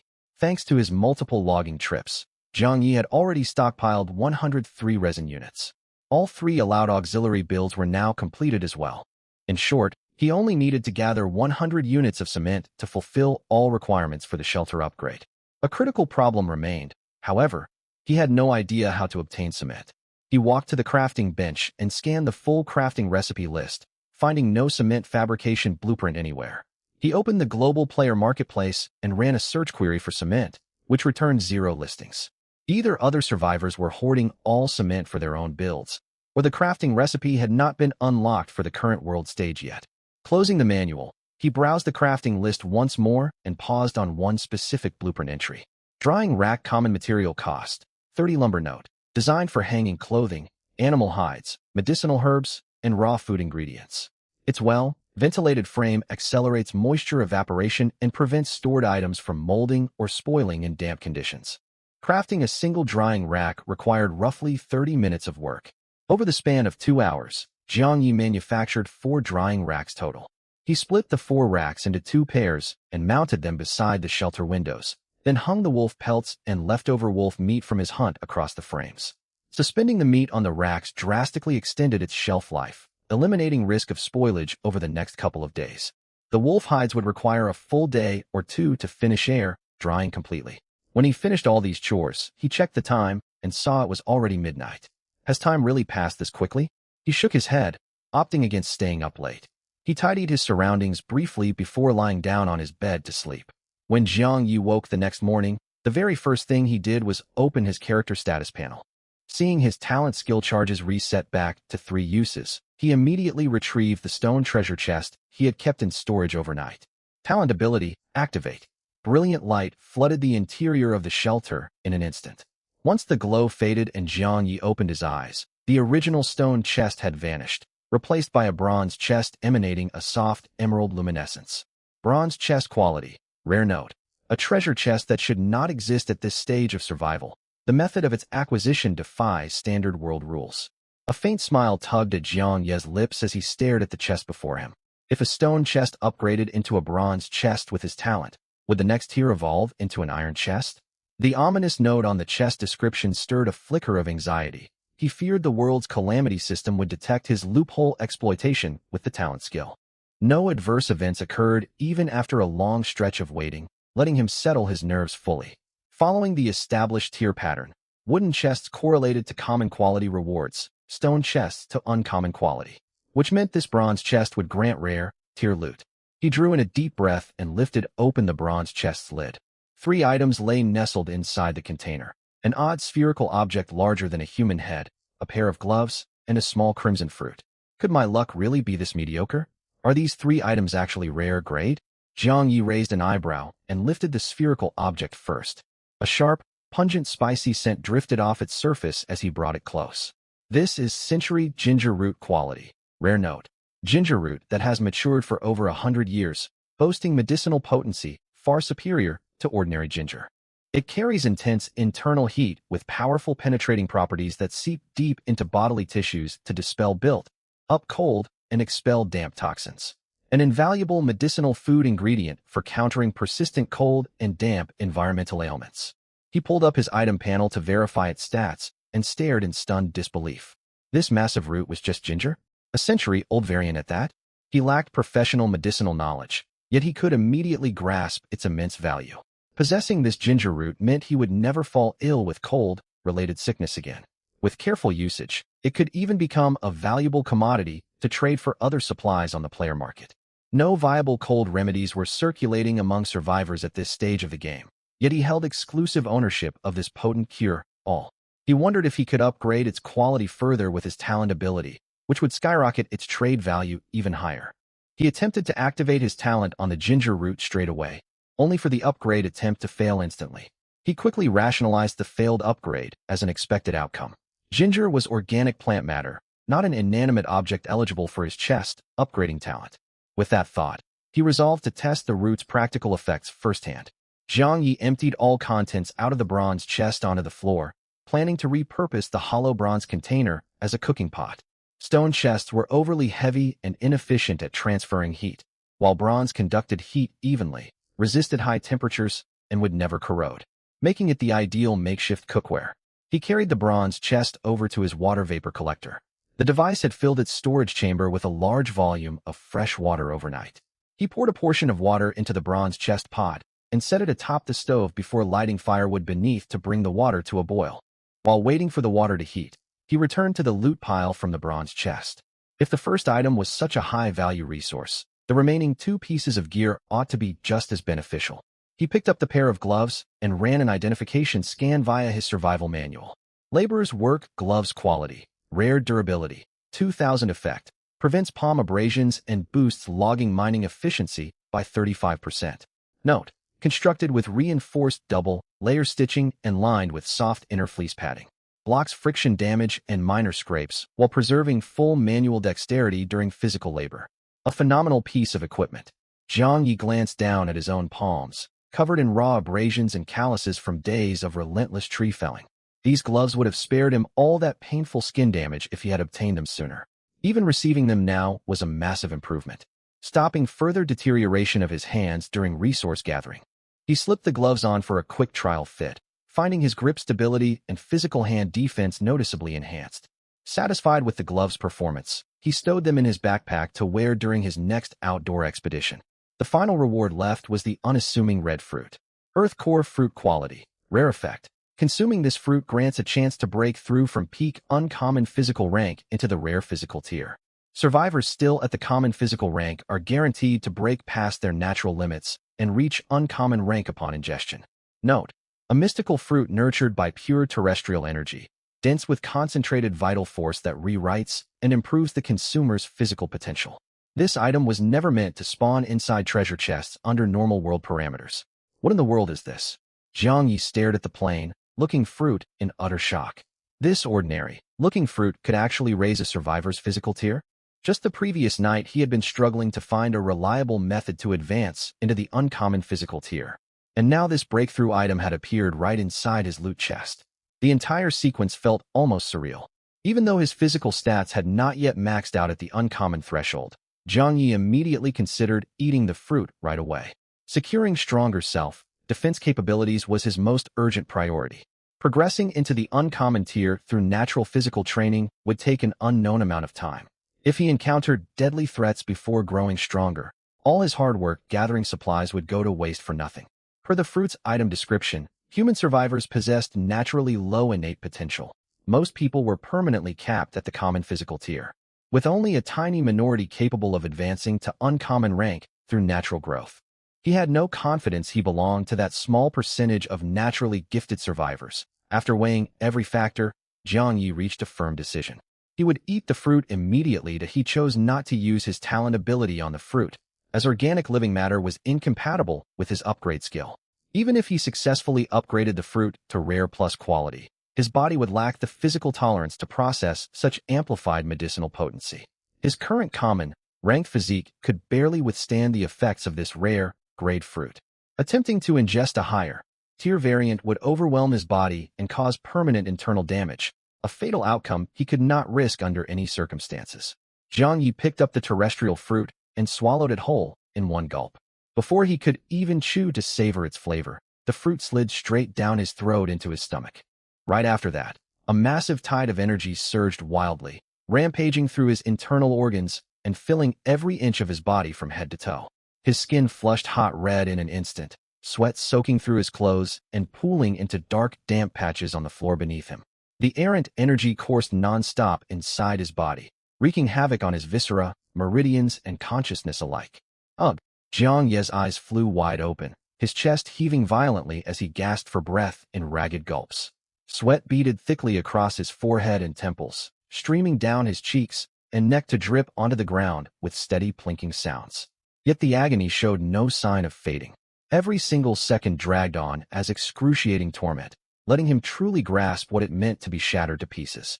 It felt as if someone was hammering his entire body relentlessly, pounding his flesh and bones into a solid mass of iron. By the time the energy finally receded, his mind had gone completely blank, and he had no clear memory of how he endured the ordeal. It was more than 10 minutes later when he regained his senses. The moment he stood up, he could tell his body was fundamentally different. Power thrummed in every fiber, strong enough that he felt capable of lifting an entire ox with ease. It's finally over. Jiang Yi clenched his fists, overwhelmed with profound relief. All the exhaustion and aching soreness built up over the past 2 days had practically vanished without a trace. One pressing problem remained, however. He was ravenously hungry.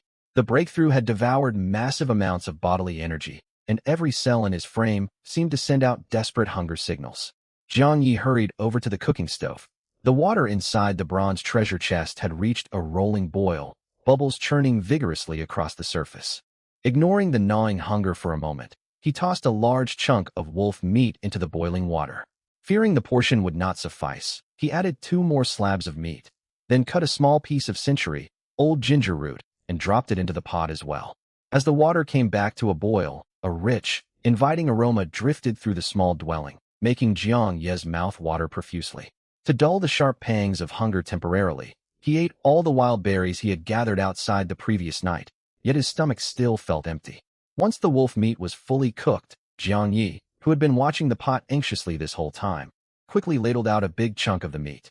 He paid no mind to the scalding temperature of the freshly boiled meat and began eating greedily straight from the bowl.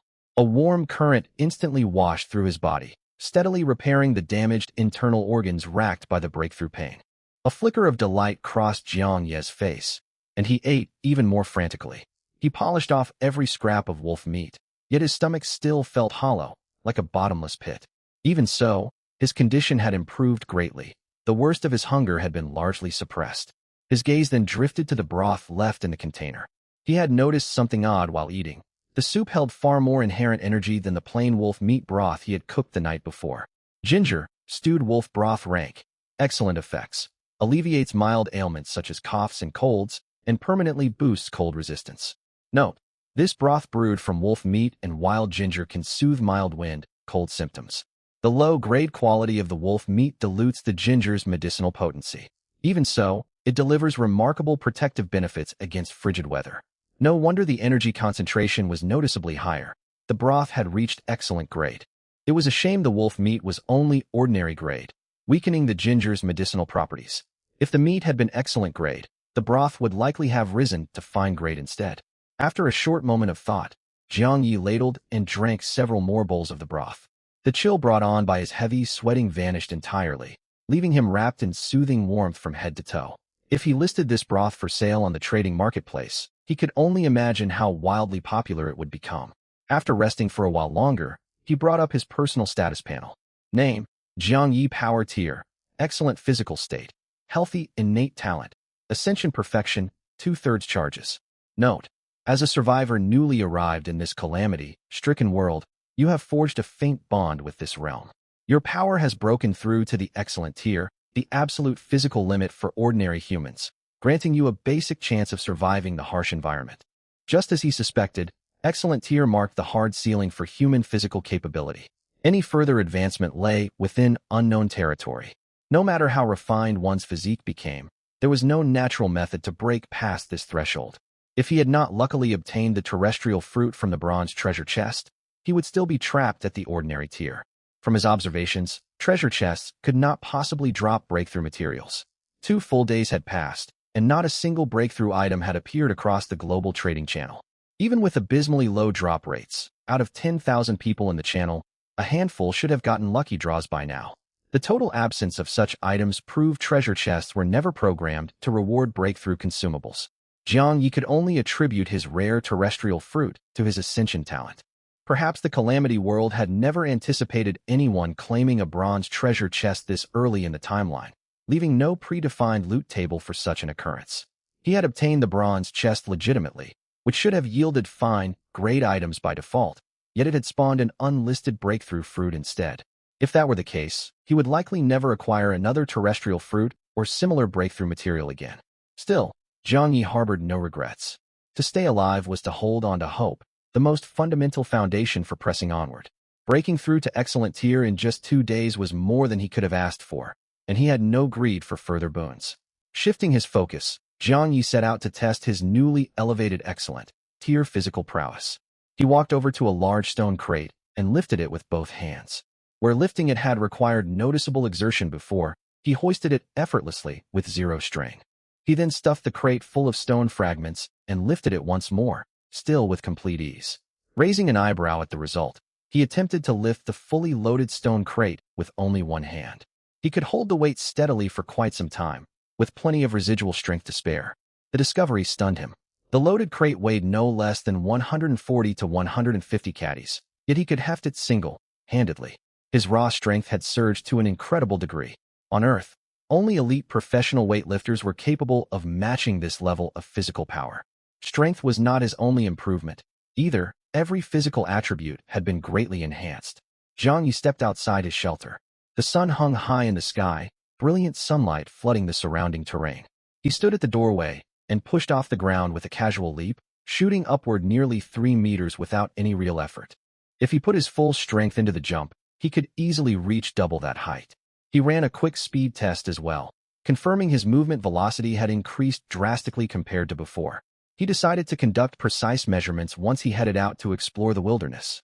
Returning indoors, Jiang Yi tidied himself up and changed out of his sweat-soaked clothes into a fresh set.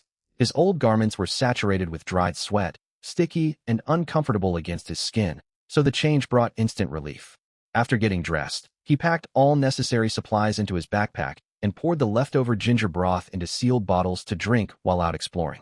He chose not to list the current batch of broth for sale, as it was tainted with traces of wolf meat residue that would drastically lower its market value. He aimed to build a trustworthy reputation for high-quality goods, which required a standout product launch. A batch of fine, grade ginger broth would create a far stronger impression on buyers. He planned to brew this superior version once night fell. This marked the 3rd day in the Calamity World.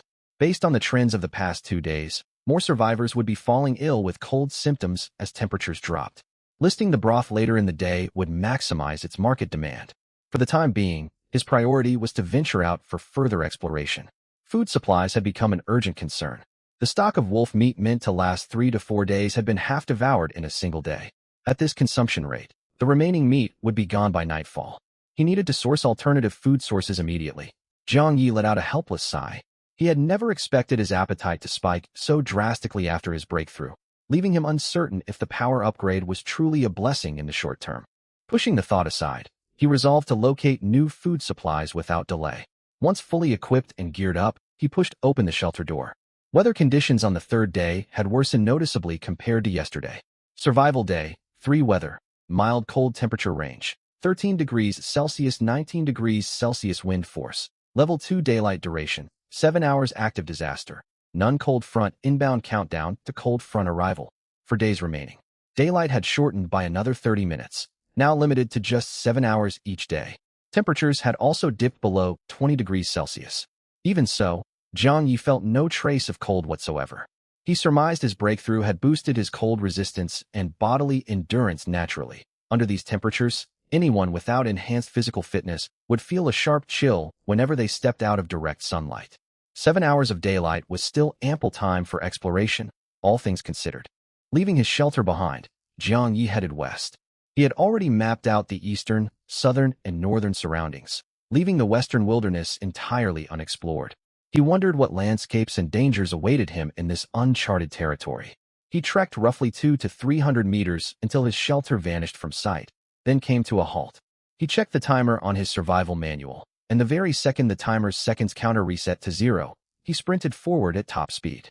He moved so quickly that the trees lining either side blurred past his vision. He skidded to a stop once the 30-second mark hit.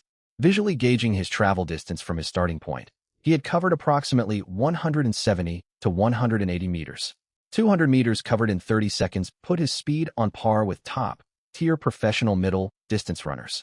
This was achieved on uneven, rugged mountain terrain. His speed would be even higher on a smooth synthetic running track. Having finished his speed assessment, Jiang Yi gained a clear grasp of his upgraded physical capabilities. Ordinary wild beasts would pose a drastically reduced threat to him now. Even so, he did not let his guard down for a single moment. The hazards of this calamity world bore no resemblance to the natural wildlife of Earth.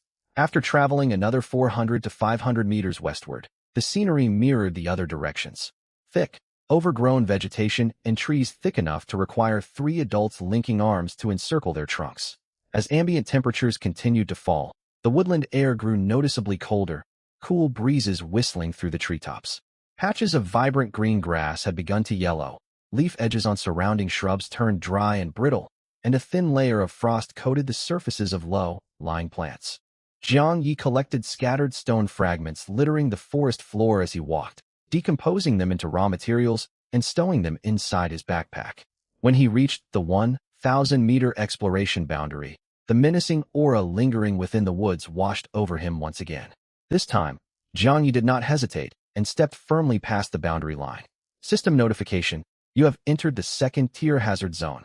He had long known traveling within second-tier hazard zones accelerated physical stamina drain, yet after ascending to excellent tier, this taxing effect had weakened significantly. His stamina recovery rate had also improved marginally. He trekked several hundred meters deeper into the zone, growing slightly impatient, when he faintly heard the sharp clatter of stones striking the ground.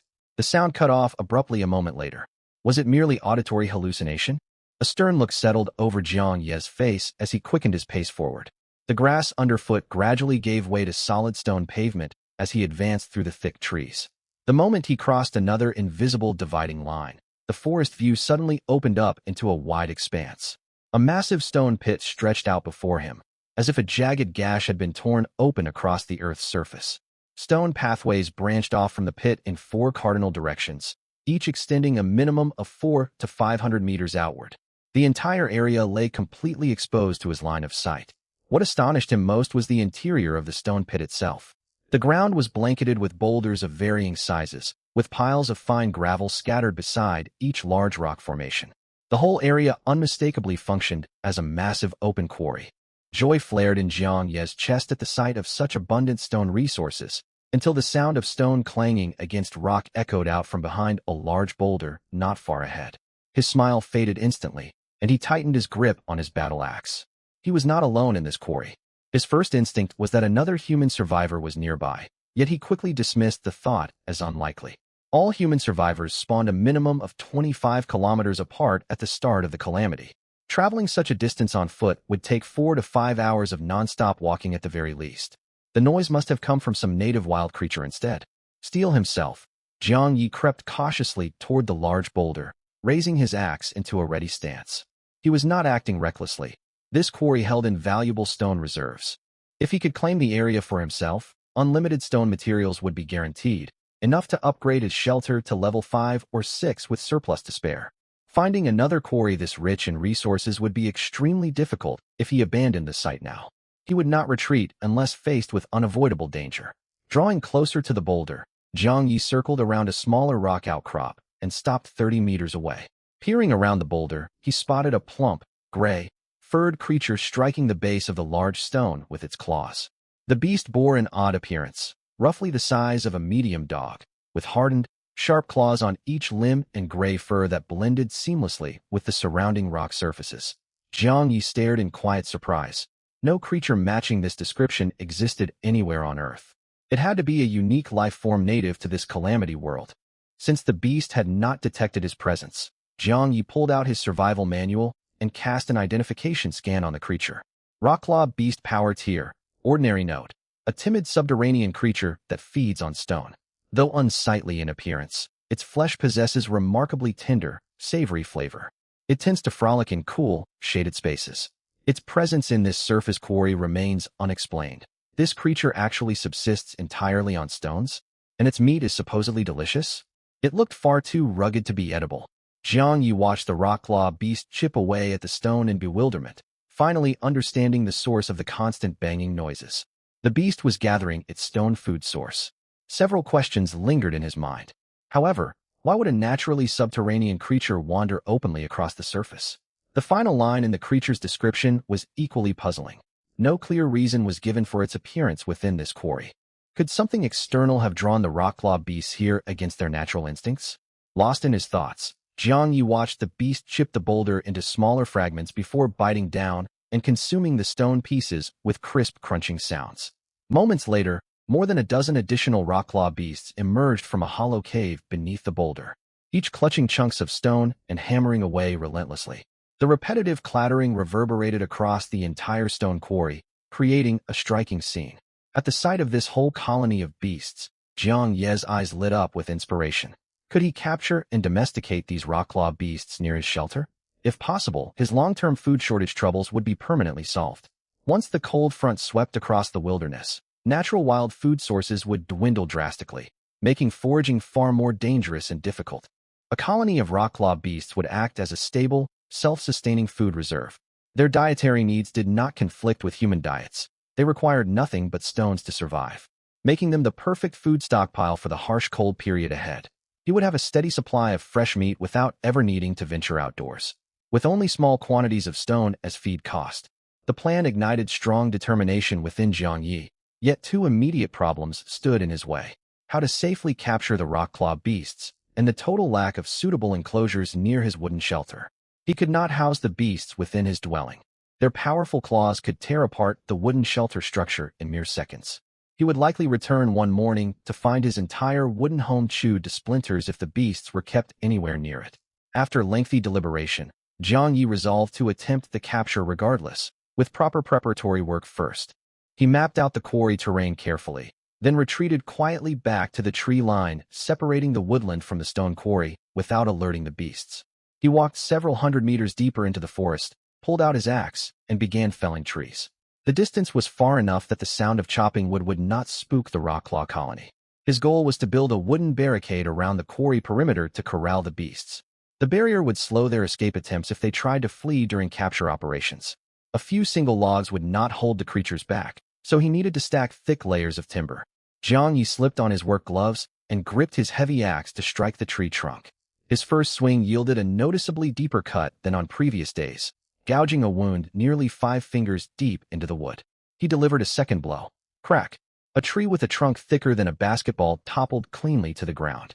He had not anticipated his boosted strength would boost lumbering efficiency to such a drastic degree.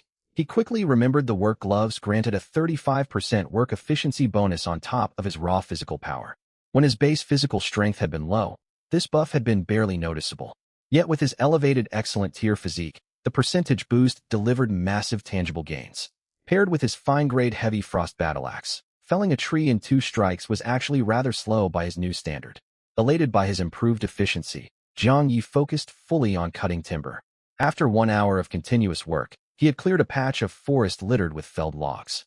Satisfied with his haul, he stopped chopping and began decomposing the timber for storage inside his backpack, netting a total of 3,800 units of lumber.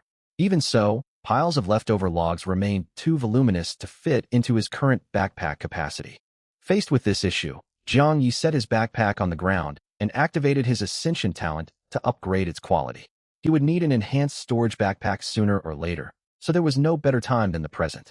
A soft glow washed over the backpack as the talent activated. When the light faded, the backpack's physical appearance looked completely unchanged at first glance. Had the upgrade failed? Jiang Yi picked up the bag and checked its updated attribute panel. Dimensional Backpack Rank, Rare Effects, contains an internal storage space of 80 cubic meters. Only non-living objects may be stored within. Internal Time Flow Ratio, 1 unit of real-world time equals 3 units of backpack internal time. Note, spacious enough to hold the contents of an entire room, though living creatures such as livestock cannot be stored inside.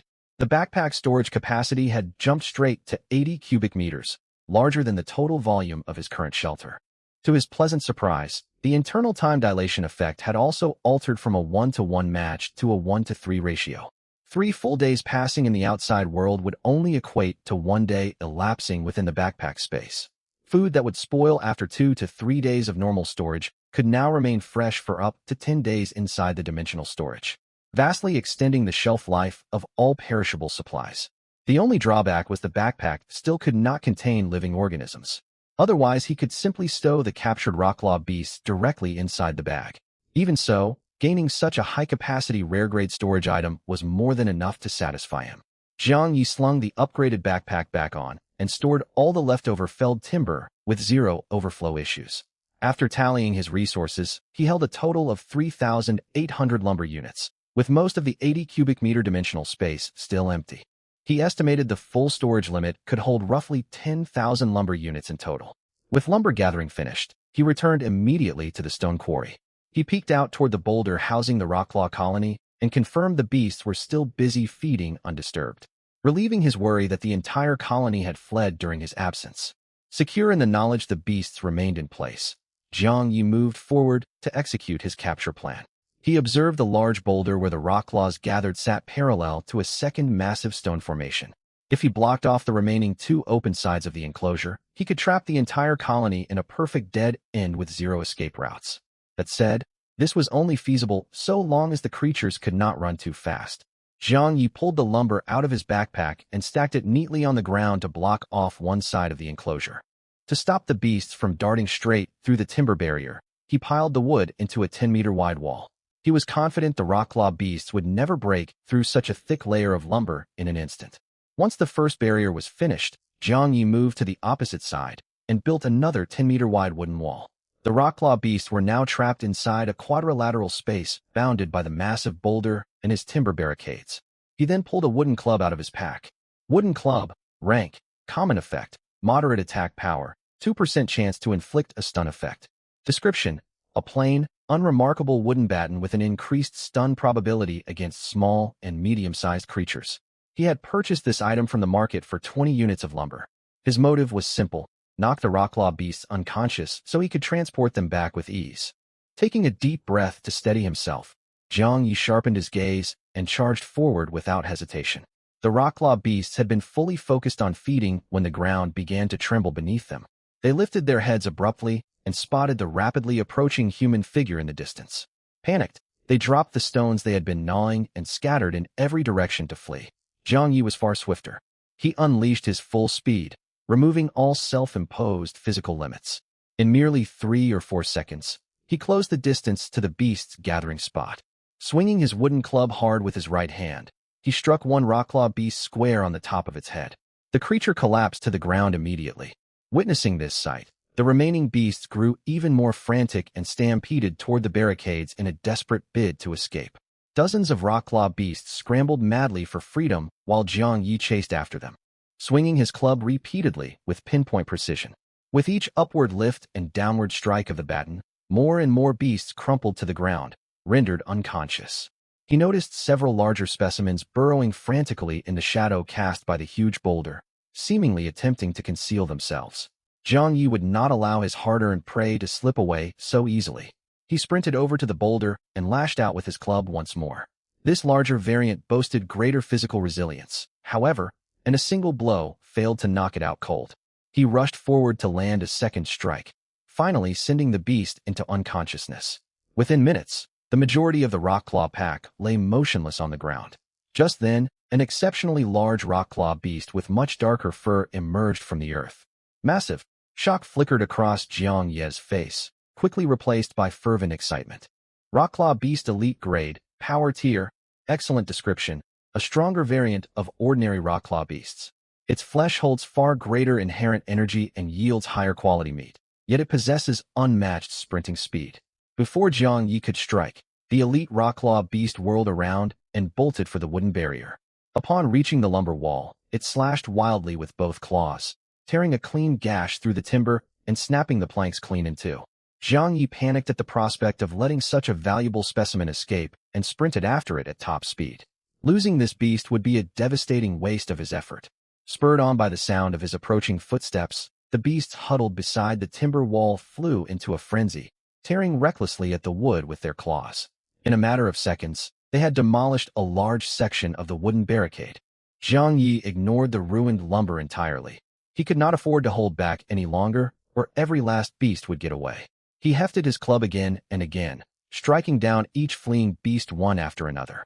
The ferocious elite specimen required multiple heavy blows before it finally slumped into unconsciousness. By the time he subdued all the beasts clustered beside the broken barrier, the woodwork had been gouged open into a massive hole, less than a single meter short of breaching the full 10-meter width of the wall. Jiang Yi did not pause to rest after handling this group, for the beasts on the opposite barricade were still loose. He spun on his heel and raced toward the other side without delay. More than 10 minutes had passed by the time Jiang Yi knocked every last rock-claw beast unconscious. Several of the creatures possessed remarkable quickness, putting his own excellent tier physique at a noticeable disadvantage. A handful even mustered the courage to launch counterattacks against him. If he had still been at the ordinary power tier, their aggression might have unnerved him, but his upgraded strength left him completely unshaken. Furthermore, the beasts lacked combat prowess in all other aspects. One or two solid club strikes were enough to knock each one senseless. Once the fighting was over, Jiang Yi herded all the unconscious rock-claw beasts into a single pile and inspected them thoroughly. A few had succumbed to fatal blows when he lost control of his striking force mid-attack. Jiang Yi deposited the carcasses into his inventory to be automatically decomposed. 4 dead beasts yielded a total of 52 units of rock-claw meat, 2 beast hides, and 1 wooden treasure chest. Considering each rock-claw beast was smaller than an average wolf, this meat yield was rather generous. A 100-pound wolf only produced 10 units of meat after decomposition, while a 20-plus-pound rock-claw beast also granted 10 meat units. Its meat conversion rate was several times higher. He was not surprised that only 1 wooden chest dropped from the 4 creatures, as their primary value lay in their edible flesh. Jiang Yi retrieved woven grass rope crafted earlier at his workbench, binding the limbs of every unconscious beast together in a single bundle, to prevent escape should they wake up. Leaving the tied beasts aside temporarily, he walked toward the base of the giant boulder to explore the area while he still had plenty of daylight left. Upon reaching the boulder's underside, he found that the ground had been heavily hollowed out by the rock-claw beasts digging. Piles of loose stone littered the area. He picked up 1 stone piece and decomposed it inside his backpack to receive 4 units of stone material. Perfect. I won't need to mine stone manually. Jiang Yi grinned and collected every loose rock on the ground to process them all through his inventory. His stockpile of stone climbed steadily, soon breaking the 300-unit threshold. A rush of satisfaction washed over him at the haul, which capped out at 410 total stone units once he finished gathering all scattered rock debris. His good mood faded quickly as his gaze locked onto something hidden beneath rubble at the base of the boulder, a dark cave entrance. What in the world? Had the rock-claw beasts dug out this tunnel as well? A wary frown creased Jiang Yi's forehead. He had only intended to gather construction stone for his shelter and check for any hidden beasts beneath the boulder to haul back. Instead, he had stumbled upon an undiscovered cavern. He lingered by the cave mouth for a long moment before deciding against venturing inside immediately. For one thing, the opening was far too narrow for his 1.8-meter frame to squeeze through comfortably. For another, the bound beasts remained outside. If he got trapped deep inside the cave, they would break free and flee once they regained consciousness. He also carried no torches or light sources to navigate the pitch-black cavern interior safely. After weighing every risk, Jiang Yi suppressed his curiosity to explore the cave for the time being. He did not leave the spot entirely, however. He pulled out a stone pickaxe he had crafted at the workbench with 10 stone units, 5 lumber units, and 1 unit of grass rope, and began chipping away at the cave entrance with loud banging strikes. He wanted to test his mining efficiency while widening the opening for a future expedition into the cavern. Gripping the pickaxe firmly, Jiang Yi swung it hard against the rocky surface. Each impact sent a sharp jolt of vibration up the tool's handle, far stronger than the recoil from felling trees. Prolonged mining even left his hands numb from the constant reverberation. It explained why stone materials always sold for a higher price than lumber in the trading marketplace. Even with his excellent tier physical stats, mining stone was physically taxing. So ordinary tier survivors faced an even greater burden harvesting stone resources. That said, mining would become just as effortless as cutting trees if he upgraded his basic stone pickaxe to excellent or fine quality grade. An additional hardship stemmed from residing within a level 2 hazard zone, which amplified stamina consumption by 15% on top of the physical exertion of mining stone, draining his stamina far more rapidly. Jiang Yi eventually stopped mining when exhaustion set in and retreated to a shaded spot beside the boulder to rest. He pulled out compressed biscuits and a thermos of ginger soup, still pleasantly warm to the touch. A welcome surprise. Each bite of biscuit and sip of warm soup gradually restored his depleted stamina. While he rested, the tied-up rockclaw beasts began stirring awake one by one. Upon realizing their limbs were restrained by rope, they thrashed violently in a desperate attempt to break free. To calm them down, Jiang Yi placed a chunk of stone by each beast's face. Spotting the stone within reach, most of the creatures eased their struggles and gnawed mindlessly at the stone chunks. A stubborn few continued straining against their bindings regardless of the offered material. Stubborn creatures refusing a peaceful reprieve leave me no choice. Jiang Yi picked up his wooden club once more and knocked the rebellious beasts back into unconsciousness. The rest remained occupied gnawing on the stone chunks, completely docile and unresisting.